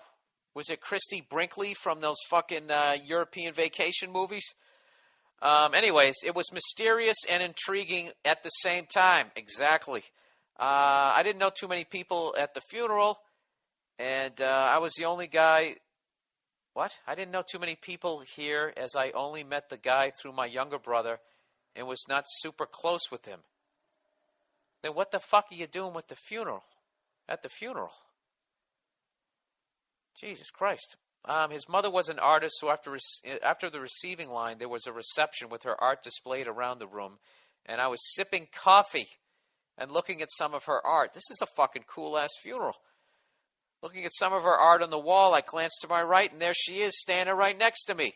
I lean in and I say, "I like your car." 45 minutes later, after learning she is a nurse at a local hospital and graduated from I learned that she was a nurse from a local hospital and graduated from my high school. Dude, is this girl like a call girl? This sounds like a fucking call girl. She just shows up in a hot car, dressed like a fucking hottie. And was she wearing the nurse's outfit? Anyways, he goes on to say, I knew her family a little bit. She loves sports. Loves sports care. I decided to say goodbye to her and not ask for her number. I mean, it's a fucking funeral. Dude, there's no rules when it comes to getting laid, okay? I don't give a shit if you're fucking treading water after a tsunami, all right? She didn't have time to put a bra on. She's got a T-shirt on. What, you're not going to fucking, Can't ask for a number at that point. Her fucking cell phone's underwater. I guess, hey, you want to form a two-person circle over here? I heard it keeps the sharks away. Sorry. Anyways. Blah, blah, blah. But thanks to Facebook, I find her out. I find where the fuck she is, her name. She has all these pictures. But she has all these pictures of her and some chunky kid, worse than the college version of me. She also has some status about a great Valentine's Day, but nothing about being in a relationship. I know this sounds like teeny bop shit, but this girl was amazing. We hit it off, and I sure don't want to fuck it up with some awkward shit. We've exchanged a few emails and stuff, but I don't know how to find out her deal without just asking. I also don't want to come on too strong and ruin the friendship fetus by creeping her out. I want to ask her to the Anti-Social Network show that you guys are doing with Jim Norton, Jim Brewer, and Dave Attell. But I have a fear of ruining the great vibe we have with something she might not be accepting. All right, dude, what you're basically doing by sitting here being timid is you're getting yourself into that Chris Rock friend zone. You have to make a move right now. You talk to her at the fucking funeral. She talked to you for 45 minutes at a funeral. You didn't ask for the number. Right there, you should have lost the game. But because everybody gets a ribbon with this generation, there's Facebook, so you get to fucking make it up. Now she's exchanging emails with you. How many more fucking clues do you need?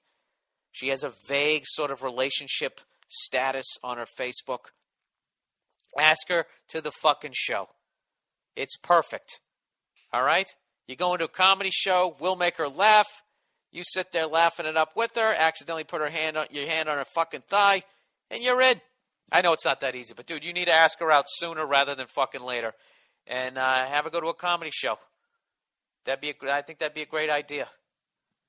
And that's it. All right, so ask her out. That's my advice for this fucking week, and I apologize for my horrific reading. Let me give you some YouTube videos here that'll all be up on the mmpodcast.com, the official fan website of the Monday Morning Podcast. We had 7,500 hits last week. That's the most we've ever gotten, so I want to thank everybody who's been going there. So here we go. Here's the YouTube videos for the week, and if you don't want to go up and look at them individually on YouTube, you can look at them all right in a neat little row on the mmpodcast.com. All right. For those of you who are into drugs, man, we got a great one about 1961. It's a video on mushrooms. And I can't really tell what's going on here. I think it's the beginning of ecstasy. I have no idea what, but it's just great listening to the weird music that they're playing when they describe what these mushrooms do to you. Elvis's date rape Blue Hawaii trailer.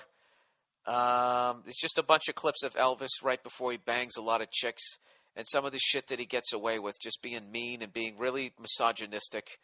And not to mention, what's fucking hilarious is he doesn't have a shirt on in most of it because he's on the beach. And just to see what being in shape looked like back in the day, he has no abs, and he has these little 7th grade arms and a little fucking chest, little chicken chest. But basically in shape back in the 50s and 60s just meant you weren't fat.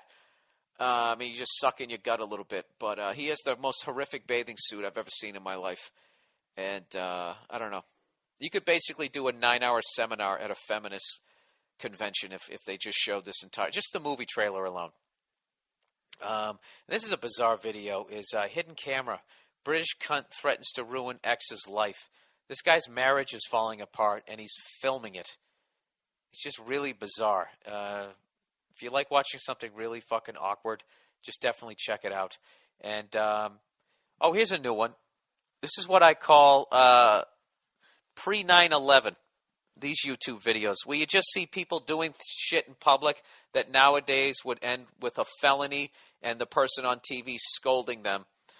I know I've showed this video before, but man jumps out of stands and catches football, just in case for the new podcast listeners. On one Monday Night Football game, the Bears versus the Packers, somebody kicked a field goal, and as it's going through the uprights, this guy jumps out of the stands and catches it.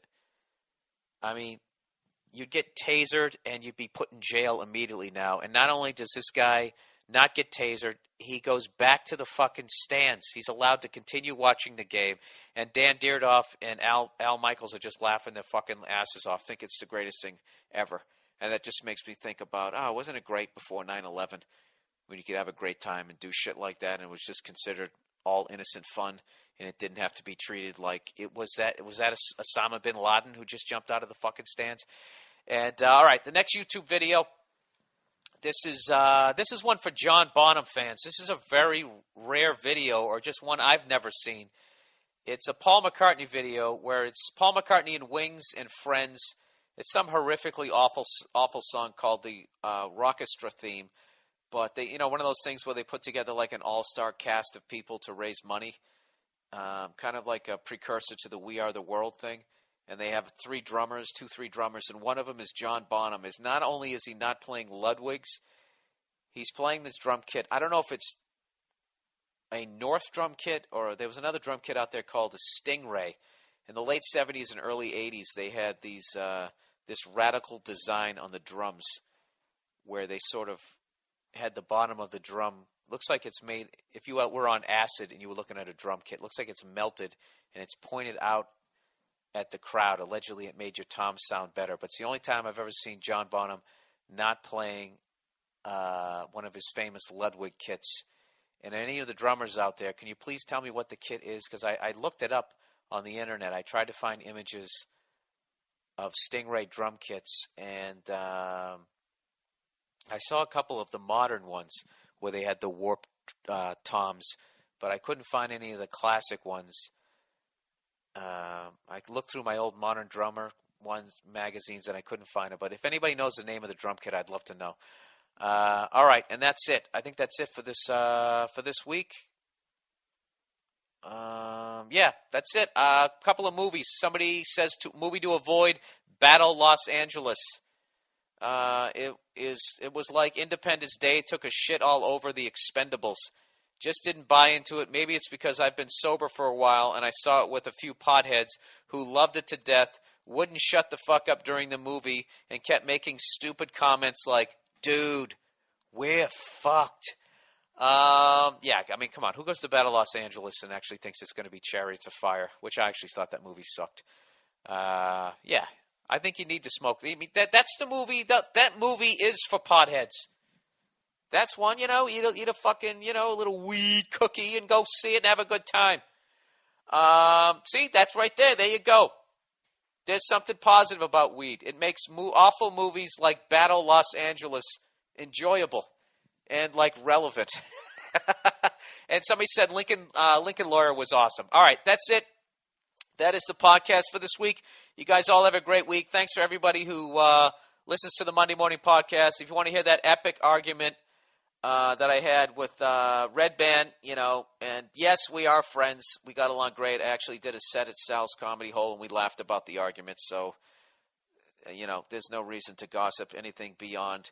If you just really want to listen to a great argument of two people who just don't know how to say agree to disagree, I definitely suggest listen to it. I also definitely recommend subscribing to Joe Rogan's podcast. It's fucking awesome. I had a great time on it. And that's it. That's the podcast for this week. I will see some of you at the Gibson Amphitheater on April 2nd for the Kevin and Bean comedy show that raises money for I forget what cause. I know it's a great cause because no one ever raises money for terrorists, right? I guess unless you do a comedy show in Saudi Arabia. Isn't that what they do?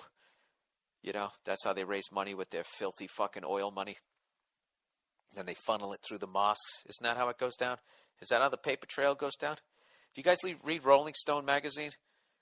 You got to check it out on these two potheads who became international arms dealers. It's really interesting to watch two kids get involved in that type of shit and also to see how that game is run. And it also kind of makes you understand why certain countries really do not like other countries and kind of what's going on. It's just completely fucked. So I definitely recommend checking that out. And that's it, all right? Can I just shut the fuck up now? I'm going to shut the fuck up now. All right, you guys, have a great week. Go fuck yourselves, and I'll talk to you later.